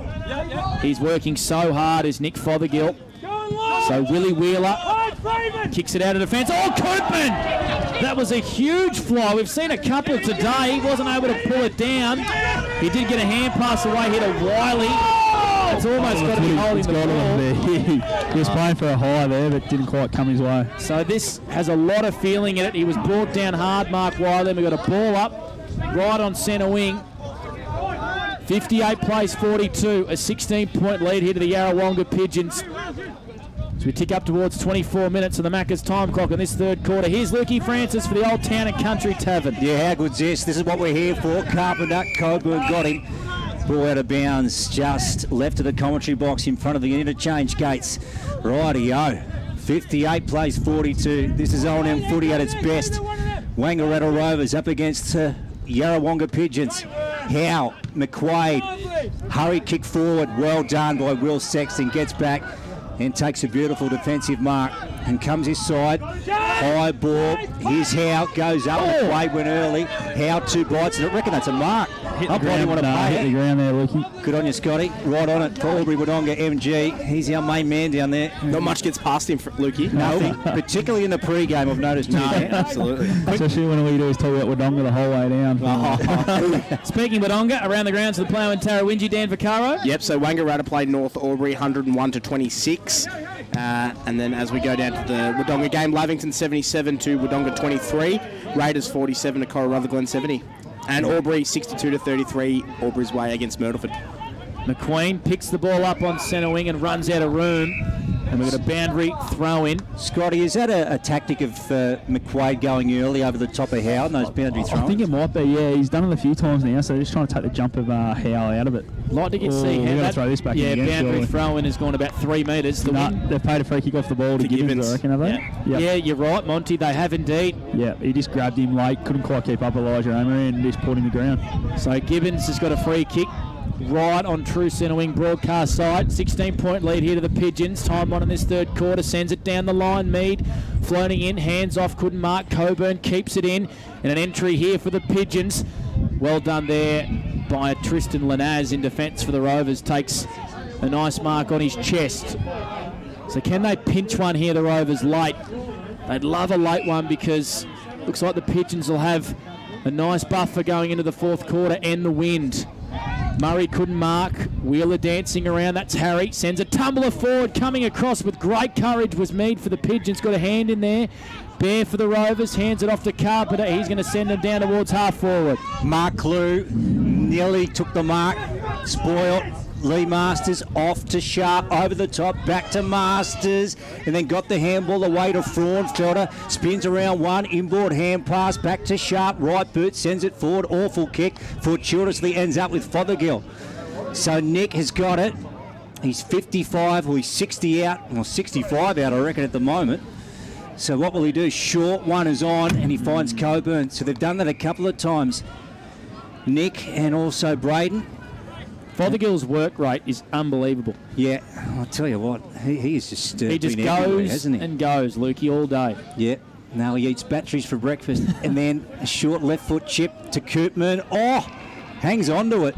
So a Rover almost took his legs out from underneath him. He flew very high. You saw him leap early in front of us here and almost take one, and that's a great mark. Yeah, he can get up off the Kaikulia. There's no doubt about that. So Koopman is going to have a shot here. Now, as we know, guys, he can't run around from this. He's got to stay on his mark, which will be hard. He's in a fair bit of trouble, Monty, actually. He's very slow to get up. Landed on his back, boys, so he might just be a little bit winded and a bit sore at the moment. But, yeah, he's going back for his shot now. So let's paint the picture. He's at the northern end, if you're listening on our radio station today, O&M Live, hard up against the boundary line under the light tower. 3-8, Lukey, just in case you're wondering. Yeah, out of sight. What do you reckon, Panda? Well, he's already kicked 3. Three-quarter time siren. This would be a big finish. Gee, there's some players watching this. Have a look at this. Koopman, in he comes. And he's missed it. Doesn't know the theatre. Yeah. And what's happened? Is it one behind? Nope. It's gone out the full. Yep, so no score. 58-42. Three-quarter time here at JC Low Oval in Yarrawonga. The Pigeons up. And as we get to the break here, remember, this is O&M Live. And on O&M Live, a big quarter coming up, and you won't miss a thing. Clear. Watching the game at home is good, but watching the game on the big screen with all your mates, all the atmosphere and the great food and beer is pretty hard to beat. And it's all here at the locker room at the SSNA. Adroit Insurance and Risk, your local insurance advisor, able to tailor insurance programs to support your business. And we're proud to support our local community.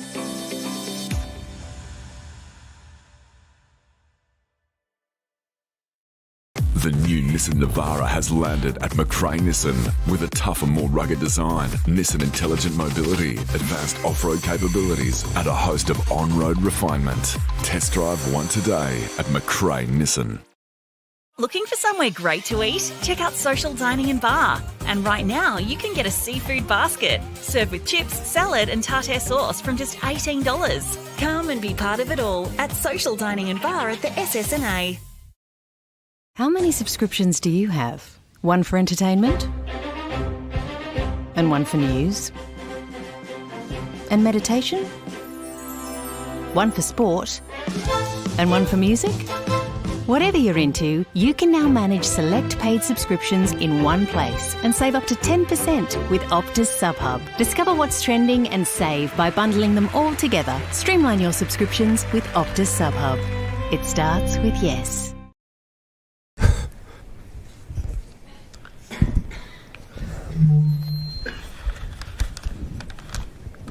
Did someone say KFC? I don't care. I love it. Go where you can live and learn locally. Go where there's industry qualified trainers. Go where students come first. Go for the community. Go for the choice of 120 courses across 11 campuses. Go where there's free TAFE. Go for it with GoTAFE. 0.0% alcohol. This changes everything.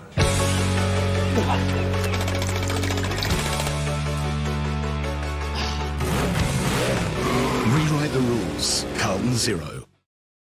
The new Nissan Navara has landed at McRae Nissan with a tougher, more rugged design, Nissan intelligent mobility, advanced off-road capabilities, and a host of on-road refinement. Test drive one today at McRae Nissan.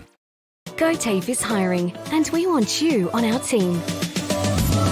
Flexibility, professional development, generous remuneration, and a staff wellbeing program are just a few of the great benefits we offer. If you have a passion for your skill or qualification and you're looking for real work-life balance, then GoTAFE is the place for you. GoTAFE is leading, Inspiring, hands-on, flexible, fabulous. We have dozens of trainer positions and corporate roles open right now. Get in touch today. Hi, I'm Kylie King. I first fell in love with this region as the Prime News sports presenter. Sometimes this feels like my second home. I love our historic towns and vibrant cities, our passion for sport, and of course the people who make it special. And now I get to share what's important in our region with Kev Polton. So join us, Kylie and Kev for breakfast, weekday mornings from 6 on 2AY and 3NE.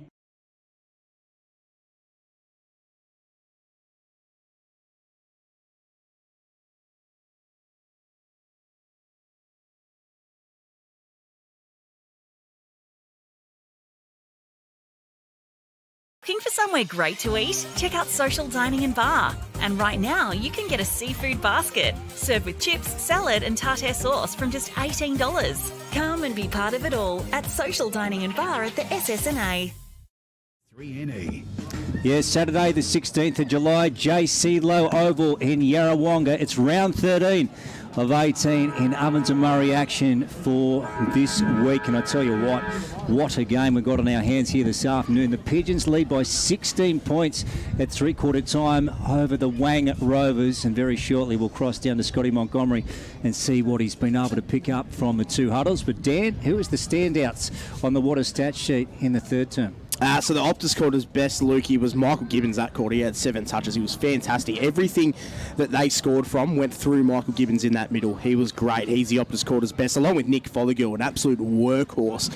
He was fantastic as well. Had a couple of shots on goal as well. And then as we move over to the Rovers side, a few players need to get a little bit busy for their standards. Brody Philo only having the 4 touches. I thought he was probably good in terms of the way he used the footy, and Alex Marklew was probably their best as well. Looked a lot more prominent that quarter in front of goal, Lukey. Beautiful Dan Vaccaro, as we said, brought to you by Waters Electrical. Now, Scotty, I just noticed, was very close, and in fact having a conversation with Sam Murray out there on the ground. Scotty, what do you got for us for Auburn Wodonga MG? Yeah, we spoke about Toby not having much between the ears. There was Sammy, but Sammy, I love him. He said he's done a fair old job of it, so he'll go get a scan this week, and he said he might consider retirement, having a bit of a laugh and go fishing or golfing with Barry Sullivan. So, but was having a bit of a laugh about it. So he's in all right spirits, but we'll go for a scan early on this week. Listen to the Yarra boys; they're pretty confident with the way they're moving the footy. That in this quarter with the breeze, they should be able to kick away, but they just did. No one really brought up the last game, but a couple of blokes as they were walking out said, "Let's not do that again." So they're obviously in the back of their mind somewhere. But for the Rovers, they just want to get the ball on the outside as much as they can. They just reckon they went back through the middle a little bit too much and turned the footy over poorly in poor areas, and just their inside 50s need to be a bit better. So see what happens in this last quarter. Well done, Scotty. Terrific information. And if you just tuned in, Sam Murray came from the ground earlier. He just walked past the box and he looks very ginger. Yeah, doesn't he? What with a bad hamstring injury. Yep. Got the tracksuits on. Yeah. Really good hammy quarter. It's not just a normal one. It's a really good one. There you go. The old pig string, hey? What a nuisance. 58 plays 42. Let's go to Blake Escott on O&M Live for Old Town and Country Tavern. Yeah, fourth quarter action for Abco and Wangaratta. 16-point lead into the Pigeons, and they got the breeze here in this last quarter, so it take an almighty effort here from the Rovers as the Pigeons go inside 50 first. Fothergill head over the pill. We've got a strong tackle applied there from Wilson. So an early entry here for the Pigeons. Ball up just inside their forward 50. Almost at half forward. Philo with the fend off. Look at him go to work, and a beautiful kick out towards the wing. Shut. Was he grabbed? No. Tried to take it one-handed. Masters sweeping across here for the Pigeons. Goes short to the workhorse here in Fothergill. He's got it. Just 4.5 forward here. He's got Ironspawn really short and wide. Ignores him. Wants to go down to a dangerous position. Floating across there, Jolliffe in a dangerous position. Wiley at the back. He's met hard by Jolliffe, who got up pretty quick and sees it over the boundary line for a throw-in. So we've gone around, say, 30, 40 seconds here in this fourth quarter for Atco Wangaratta. No score to either side. A 16-point lead to the Pigeons. And here's one of the best in it. Lukey Francis on O&M Live. Here we go, Panda. So Howe down, one off and picked off by McQueen. Got it on to Clark and then out to Webb. Now Carpenter tried to reel it in. Ball at ground level. Koopman came in hard, got him high. Well done, Sam Carpenter. And wins the pill for his football club. The captain of the Rovers, short and wide. And gets one out to Jaden Bear. In fact, No, it's Dylan Stone in the one Guernsey. And he drives it down the line to centre wing. Bouncing ball in front of Tyson. Got one hand to it. McQueen wins it back and then gets it on to Philo. And they move it forward to centre half forward. Sharp turns it around. He's got a man on the lean. McQuaid. Nice mark in the midst. So the Rovers pressing. And if McQuaid were to kick this, it would put them within 10 points, Scotty Montgomery, for Orby Wodonga MG. Yeah, what a pick up and hit by Cody Shutt going inside 50. He just kicked it to space, and Jason McQuaid was just too big and too long to take that grab out at the full stretch. Has the wind stopped, Mike? It doesn't look like there's a lot of wind. A little bit, I'll tell you what, it's actually gotten warmer down here on the boundary, which is unusual. McQuaid to the northern end, and he misses. He misses. Okay. That's big. Yeah, it is big. So a minor score, 58 plays 43 on the work locker. Wanger at a scoreboard. McDonald's time clock has gone, well, almost 2 minutes here. Final term. Here's Blake Escott. Yeah, what I've done is just turned the ambience mics up just a little bit because that wind's died down. So hopefully it doesn't come back. Good work. So the Pigeons bring it out of defence. They go long down the wing. Offhands, Kyle Tyson couldn't mark. Here's a chance for Iron Spawn. Left the footy behind. Bear didn't. Went in and won it. And Carpenter goes short. Finds Philo. So he's been busy early. He can play on. And look at that for a kick from Brody Philo to space. And it's been marked here by Ryan Stone. Probably too far out to score. Call him every bit of 50. He's got Marku leading into a fair bit of space. Missed him. It wasn't the greatest of kicks from Ryan Stone. Straight over Mark Lou's head. He was out as well. And Fronfelder working hard in defence for the Pigeons. Goes down the wing to Willie Wheeler, and they're out here through Mark Wiley. Yeah, and away goes Wiley. And he spears one inside towards Lockout. Bouncing ball in front of him. Lanaz did well. He's done well on a few occasions. One-on-one contest today, Tristan. Then off to Carpenter. Off to the half-back flank. Intercepted by Fothergill. How many has he had now? Dan on the what are stats? Yeah, this will be his 19th, Lukey. So Nick with the ball. Pigeons pressing at the southern end of the ground. 58 plays 43. If you're joining us on 3&E this afternoon or on the live stream, here he goes. Nick fires it in. And well then Lanaz, he's well done it again. Beautiful work on Howe. And ball out of bounds. Scotty Montgomery for Albury Wodonga MG. Yeah, probably, as we said, every time it goes to that pocket, it just goes out of bounds. Just that wind is picked up again, boys. So it's taking it into that pocket every time. Yeah, that kick from Ryan Stone. Just going to come back to hurt, I reckon, the Rovers there. Philo working hard in defence. Clears it down towards the wing. Off hands. Mark Lou couldn't mark it. His hand pass, I reckon, missed his hand. And he, well, gets a bit of treatment out there by the boys under the umbrellas, Dan Vaccaro. Yeah, they right did. They into him, enjoyed that, they? didn't they? They've picked him out as their favourite. So Elmer Fudd can handle it. Don't you worry about that. Toby Murray almost grabbed it out of the ruck. Well done there by Gibbon. Just got an important toe poke and hands it over the top here to his coach and Wiley through traffic. Hand pass it on to Wheeler. This would be a big finish. Harry Wheeler's kicked it! That's a big finish here for the Yarrawonga Pigeons. The margin's out now to 21 points. The first and all-important goal in this fourth quarter. Monty just to break this game open a little bit. Yeah, what a good finish there by Harry Wheeler, and let the Rovers boys know about it too. So it's a good start to this quarter and gets them out to a nice lead with not long to go. Question of potency, isn't it, boys? Rovers go forward, can't convert. Yarra take it up the other end, 4 inside 50s, and they kick a goal. Yeah, absolutely. And the Pigeons choir getting quite vocal over there on the outer side under the marquees. Or the tents, if you like. So 64. Yep, plays 43. The hoops up on their home turf as we reach the 5-minute mark in the McDonald's time clock. Here we go in the centre again. Toby Murray and Tyson. Ball comes to ground.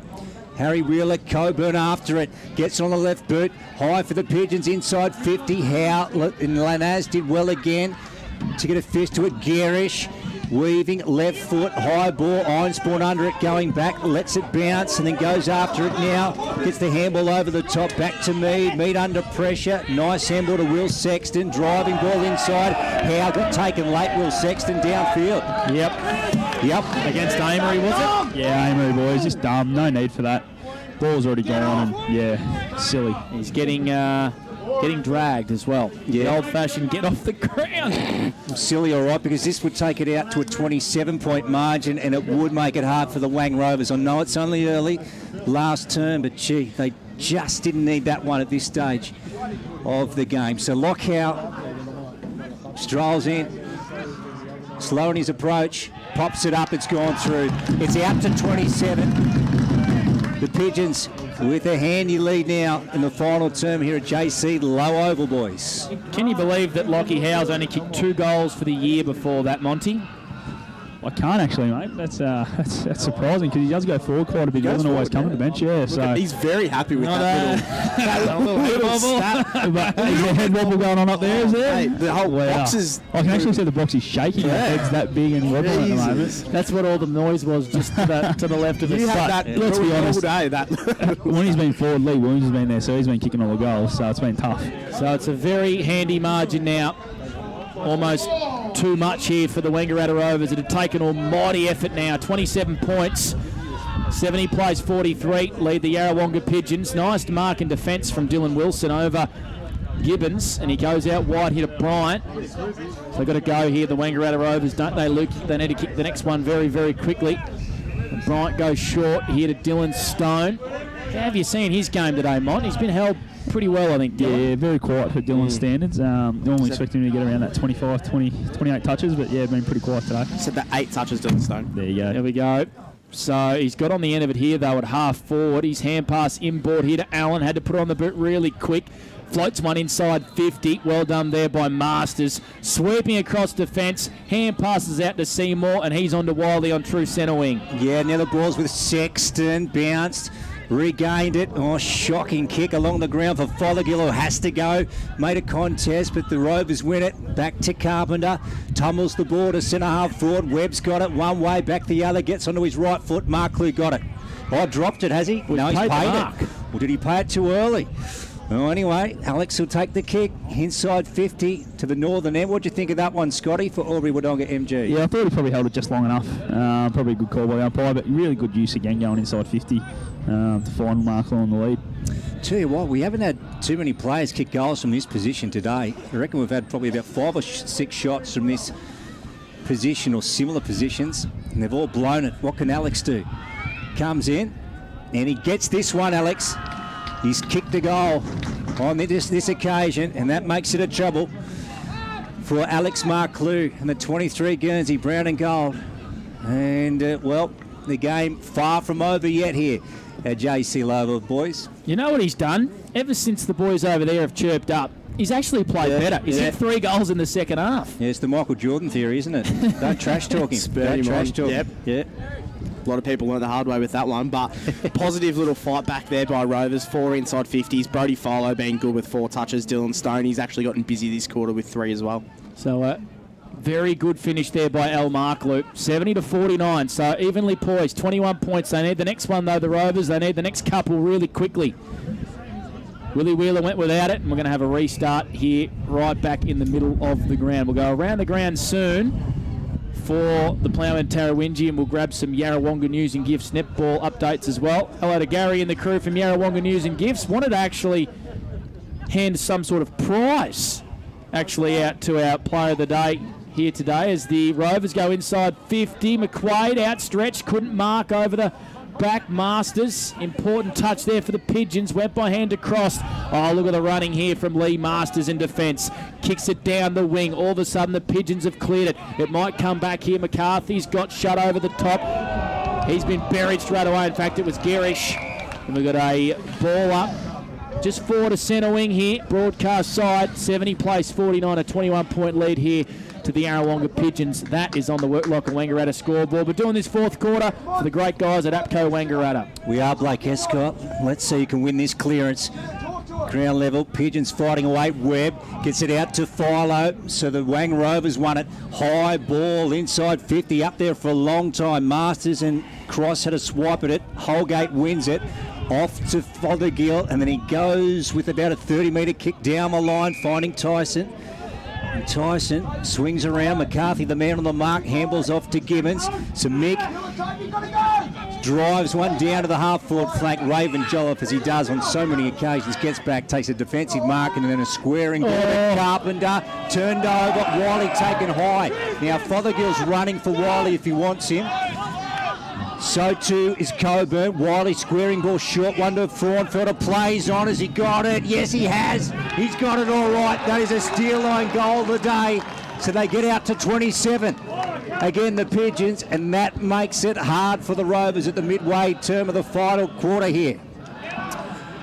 Yeah, what a finish from Bailey Fronfelder. He was down here in a tangle, actually, Monty. I'm not sure who it was with. Yeah, with Lucas Webb it was. Yeah. And he was the one doing it all. It was Bailey that started it all, but just the poor kick by Raven Jolliffe there, just missed the target, going back to Sammy Carpenter. And yeah, it was probably a good free kick by Tristan Lace to stop the footy, but no one followed Bailey Fronfelder down, and he was able to finish it from 45 out. I'm going to ask you, Dan, very soon. I'm going to get back to my question. That's just an interesting one. So Gibbons wins it out of the middle. It goes back to Coburn, 76-49. 27-point lead here to the Yarrawonga Pigeons. Great goal there from Fronfelder. I'm going to ask you now, Dan, who do you think loves a goal more? Alex Marklew or Bailey Fronfelder? Mark Lew, I think, has got the runs on the board, yeah. But Bailey Fronfelder does as well.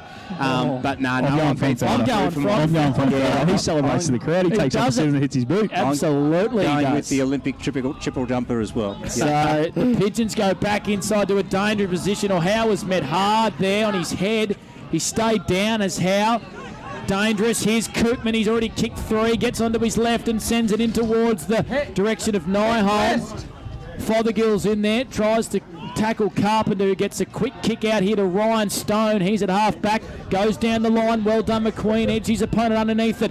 Can the ball sit for him on centre wing? It does. Takes a bounce. He's got McQuaid in a bit of space, and then he's got Stone working hard for him. Gets around a Pigeon, sends it into a dangerous position, but Masters. Oh, he's a gem, is Lee Masters. He's done it all day. It's going to be hard choosing our Yarrawonga News and Gifts player of the day, but I reckon he's up there taking another great intercept mark. 27-point lead to the Pigeons over the Rovers in this last quarter. Gee, that was just fantastic football from Lee Masters. Urquhart in a contest with Philo. Urquhart battles away with it. Philo wants out in the full. The man with the mullet says no, and he will throw it back into play. Left of centre wing has, becomes overcast here in Yarra. 76 plays, 49, final term. As we tick over the 13-minute mark here with Dan Vaccaro, Scott Montgomery, Blake Escott and Luke Francis on O&M Live. Ball back into play. Philo wins another one.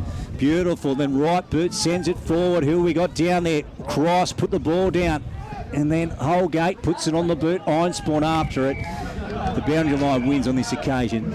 And we'll have another boundary throw in. How was that Schnitzelberger, Scotty? That was pretty good, actually. Well done to the Yarrawonga crew. It was really good. What about yours, Panda? Great. And we've got 2 ties of chips up here as well. So we'll make our way through those. We'll get to Dan Vaccaro very soon on the Waters stat sheet. Urquhart had to get rid of it quick to Gibbons. Time just slows down when he's got the ball. Scott Pendlebury-like. He goes short. And the Pigeons stream down through centre wing. Einspawn's kick was smothered. Gets it back though. Goes by hand. Harry Wheeler's got to go in here and get crunched in a couple of tackles here by Bear. Wheeler dives on the footy. Oh, now he's in trouble. Yep, holding the ball. So a free kick here to the Pigeons. They trail by 27 points. We tick up towards the 15th minute mark of this fourth quarter for Atco and Wangaratta. Dan Vaccaro on the Waters stat sheet. Yeah, boys, it's evident. Lee Masters had the 4 touches, but Brody Filo's been fantastic this quarter for Rovers. He's trying to drive him. He's trying to get a little bit of momentum back with 6 touches. Tristan Lanaz goes inboard to the corridor. Bryant, hot in his hammer, was a Pigeon in Nyholm. Stone, he's under pressure now, beats 1-2, gets it out to Philo. Pigeons pressure, fantastic. Lanaz, sure one, didn't go the required distance. Umpire paid it anyway. Stone into Lanaz, left foot, sends it down the line. Oh, high fly from behind from Sharp, but how? Did fantastically well, if that's even a word, and then goes inboard to Frauenfelder. The Pigeons are away here, Panda. Look at them go. Yep, they got Seymour and a heap of space out there on the far wing as well. And he's been held up. In fact, it's Urquhart. And he goes over to the hard-running Frauenfelder, who's kept on running into space. Left foot kick inboard here, looking for Mead over his head. Well done there by Dylan Wilson. He's been brought down in a huge tackle, and Mead's going to kick a goal. Well done there by Nick Fothergill. It was Fothergill who applied the tackle, should have been holding the ball, and Meads kicked his second goal. Scott Montgomery boundary side. Forward pressure, as you said earlier, Panda. Nick Fothergill's work rate is second to none. He just goes up and down the ground all day, and just that pressure right there late in the last quarter just shows you how good a player he is and what sort of tank he has. And has he gone off the ground? I mean, I don't know if he does. Does he go off for a rest? I don't think he does. I've seen him come once, but yeah, he's a freak. He just keeps running. Yeah, he's plugged in, Nick Fothergill. There's no doubt about that. He is absolutely charged, and his concentration levels at the end of the game, Scotty, it's just as good at the start. Yeah, absolutely. Just as you said, he's dialed in and knows exactly what's going on everywhere all the time. Harry Wheeler and picks up the ball, great player, and then shoves it forward inside 50. Fothergill under this as well, 2-on-1. Raven Jolliffe gets brought down from behind by Seymour. So too is Willie Wheeler. He's there with Nick Fothergill. And we will have a stoppage. 82 plays 49. The Pigeons up on their home turf as the umpire sends the ball aloft again. Toby Murray got pushed out of it. Howe. And then ball spills out to Gibbons, taps it along the ground, trying to find Coburn, didn't work. Willie Wheeler, left foot snap. Oh, Lanaz, beautiful on the second attempt, takes the mark. And the Rovers win it deep in defence, and he has the ball. Here's Blake Escott on O&M Live for Old Town and Country Tavern. I reckon he's been one of the Rovers' best today, Tristan Mirrors-Lanaz. That kick is awful out of defence, though. Intercepted here by Mead.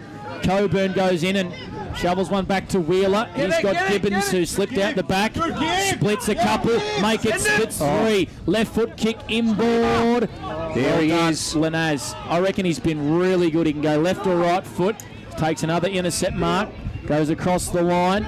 Defensive line. Rhinestone's kick hangs a long time in the air. Well done by Sexton. Forced to spoil on McQueen. Tries to get around Sexton. Good pressure. Dangerous hand pass inboard. Hit a Carpenter. You can hear the crowd. The Yarrawonga Pigeons are up and about. They gang tackle him. The ball's back inside 50 for the Pigeons. 82 plays 49. 33-point lead here to the Pigeons. I'm calling it. This one's over, Lukey Francis. Yeah. Well, if the Rovers don't get the next one, it well and truly paper's stamped here, Peter. There's no doubt about that. So Harry Wheeler thumps one in. High ball entry for the Pigeons. Jolliffe flew, just put the ball down. And then goes again. Raven spills out. Quick one out of the pack from Willie Wheeler. Rolling ball. Lanaz will get back and pick it up, though. Players are stuffed. One of his best games for the year, Tristan. Then fires it outside 50. McQueen, 2 bites of a cherry. Lee Masters came from nowhere. Has a ping at the stick. Swinging ball back. Oh, gee. Only just misses and has gone through for one behind to the southern end. 83. Plays 49 on the Work Locker Wangaratta scoreboard. McDonald's time clock has gone almost 90 minutes in the final term. Yeah, this one's done, Monty. 34-point win here to the Yarrawonga Pigeons. Or 34-point margin at the moment. Yeah, no, you're spot on. I think it's all over here, boys. 19 minutes gone, so probably only 5 or 6 to go. And yeah, you see Rovers starting to bring a few off now just to put them on ice, I think. And the corporate box getting very chirpy to the left of us here in our broadcast box here at the JC Low Oval. We'll go around the grounds very soon. Thanks to the Ploughman and Tarrawingi. And of course, looking forward to seeing who's going to be a Yarrawonga News and Gifts player of the day as well. Big thanks to the crew at Yarrawonga News and Gifts. Brand new owners, get in there and make your purchases here in Yarrawonga. Gibbons, he'll be up there. He's been very good here for the Pigeons. True centre wing, kick inboard towards Fothergill. But Tristan Lanaz, mirror. He has played very, very good in defence. Looks like, I reckon that's where he enjoys his best footy. Monty takes another intercept mark. Yeah, it's a bit easy when you're coming up at the footy rather than, that'll be 52, won't it? Yep, he's just run over the mark. But yeah, it's a bit easier when you're coming up at the footy than having to try and find your own space and rely on everything in front of you. So yeah, Mirror's definitely much more suited down back. That's 50 again. Around the grounds quickly, Dan Vaccaro for the Ploughman and Tarrawingi. Yeah, Wangaratta 125 to North Albury 28. Albury 88 to Murderford's 51. Lavington 86 to Wodonga Bulldogs 32. And Raiders 69 to Coral was 76 in the last quarter. Getting tight there. I'll tell you what, it is the last time I pick Wodonga.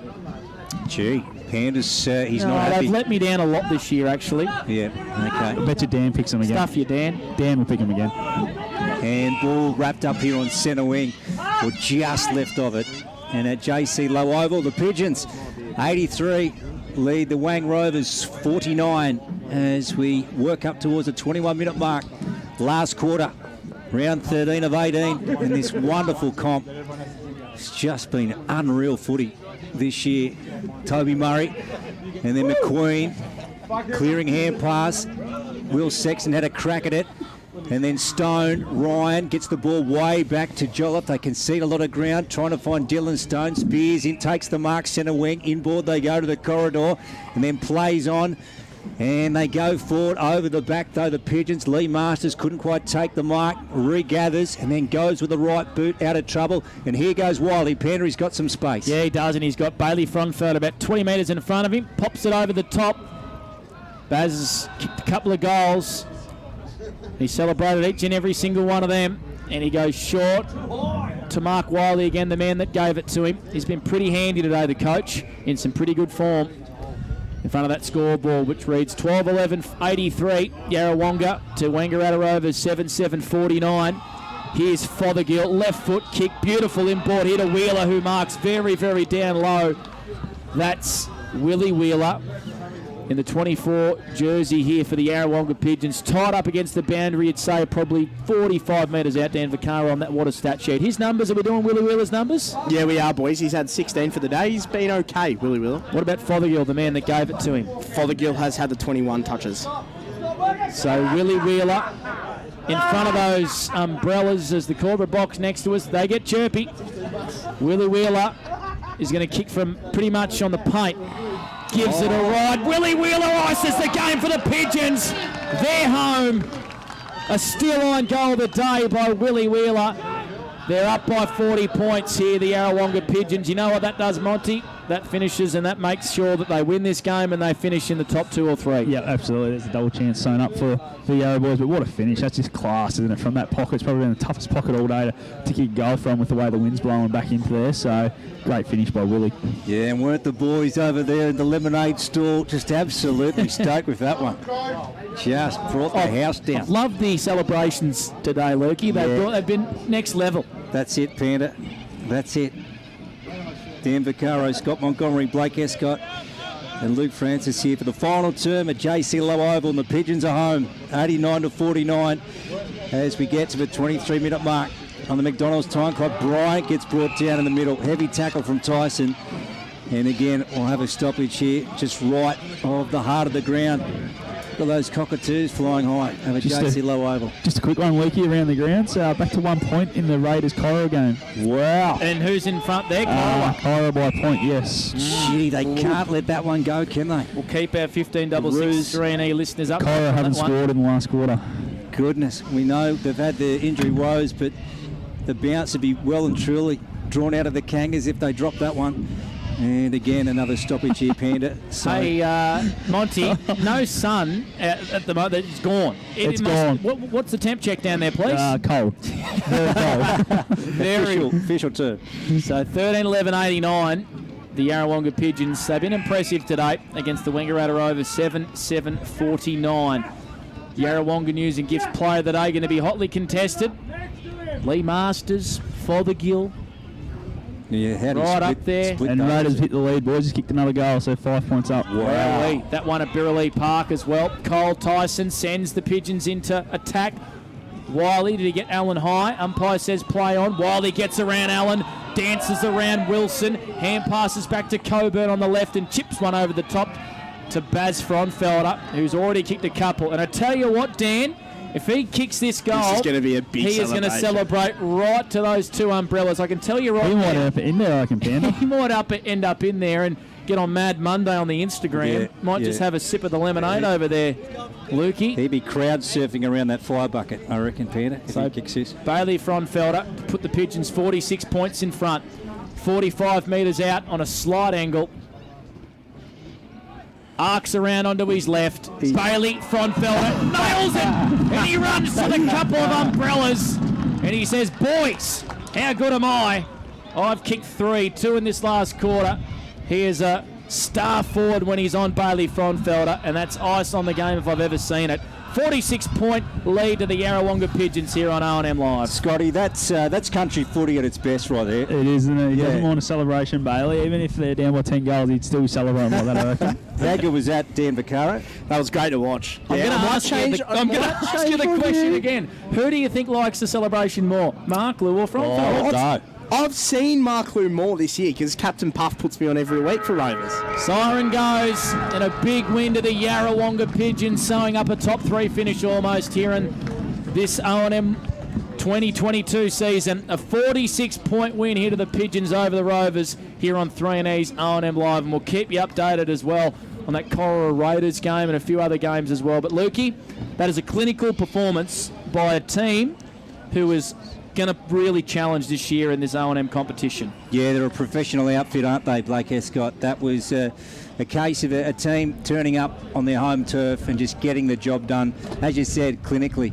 And it really, whilst they had there, it was a period of time where you thought the Rovers might be able to just peg them back and get back into their game.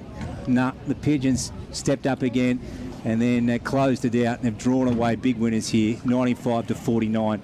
In, a game where I've got to say, you wouldn't have thought they won by that much in the end. Well, there was only 14 points in it, I think, at three-quarter time, Lukey. And they've ended up winning by 46 points. Yeah, that's it. So it just shows you, doesn't it, when they decide to put the foot down and close it out, they can get it done pretty quickly. 6-1 in the last quarter.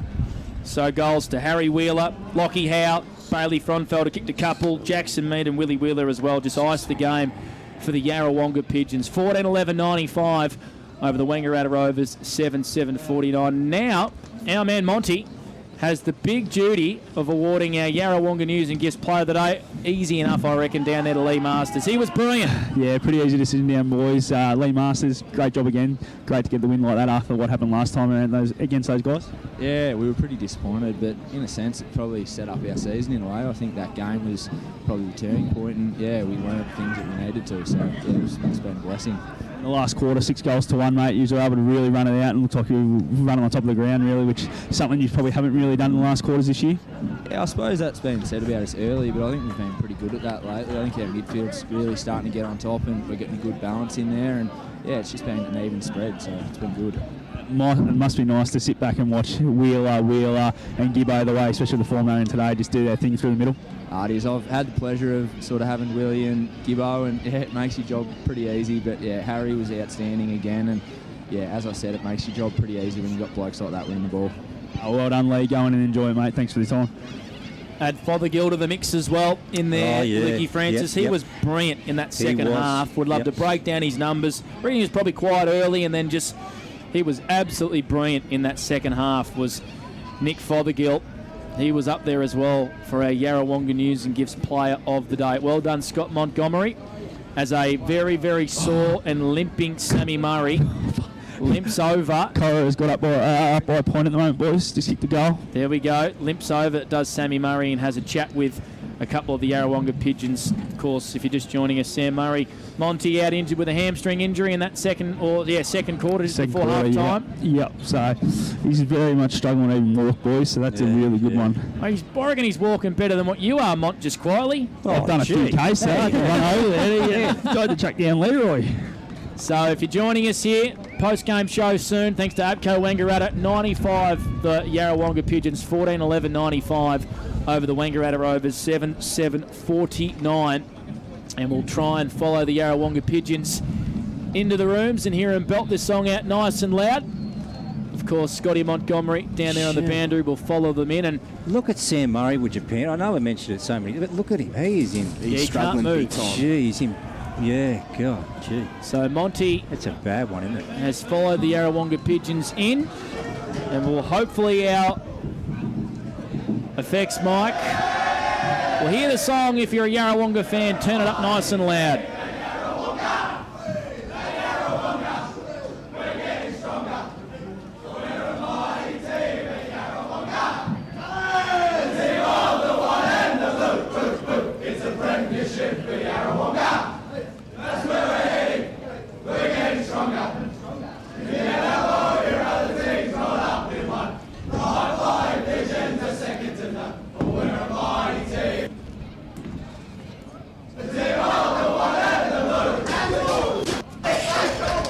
There we go, the Yarrawonga Pigeons, very happy campers down there on O&M Live, running out 46-point winners here on 15-6-13. Lukey Francis and Dan Vaccaro have helped themselves to a couple of schnitzel rolls, so I better do the finishing off here, boys, on APCO Wenger at a post-game show. We're going to go to a break. On the other side of this, we'll hear from the coaches. A big win to the Pigeons here on R13 Live, where you won't miss a thing.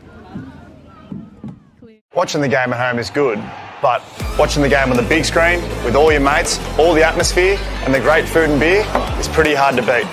And it's all here at the locker room at the SSNA. Adroit Insurance and Risk, your local insurance advisor, able to tailor insurance programs to support your business. And we're proud to support our local community.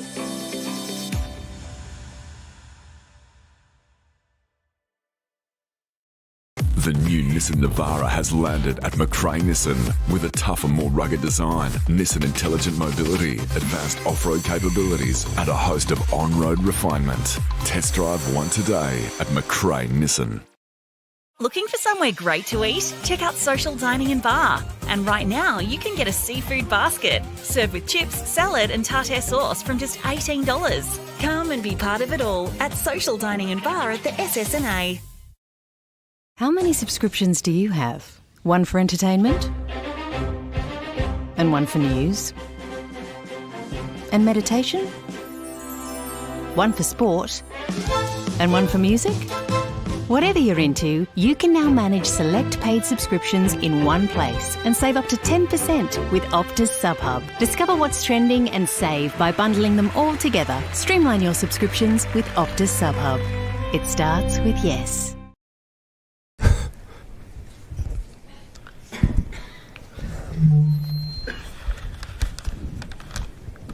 Did someone say KFC? I don't care. I love it. Go where you can live and learn locally. Go where there's industry qualified trainers. Go where students come first. Go for the community. Go for the choice of 120 courses across 11 campuses. Go where there's free TAFE. Go for it with GoTAFE. 0.0% alcohol. This changes everything.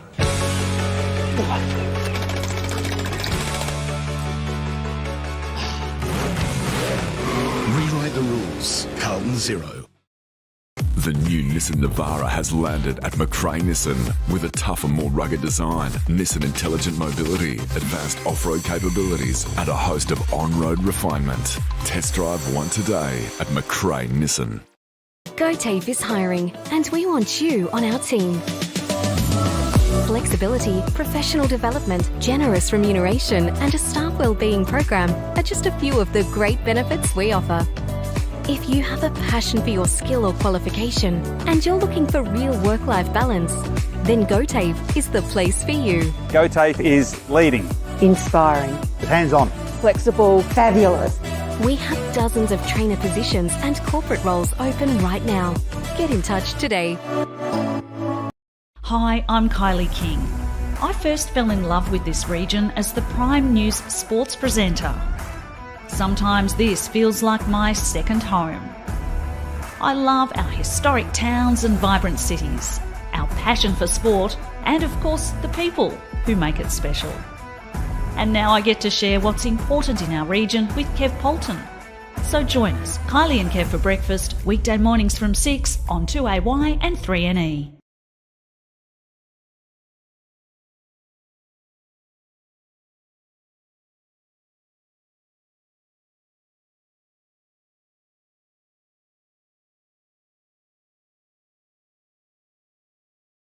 Looking for somewhere great to eat? Check out Social Dining and Bar. And right now, you can get a seafood basket, served with chips, salad and tartare sauce from just $18. Come and be part of it all at Social Dining and Bar at the SSNA.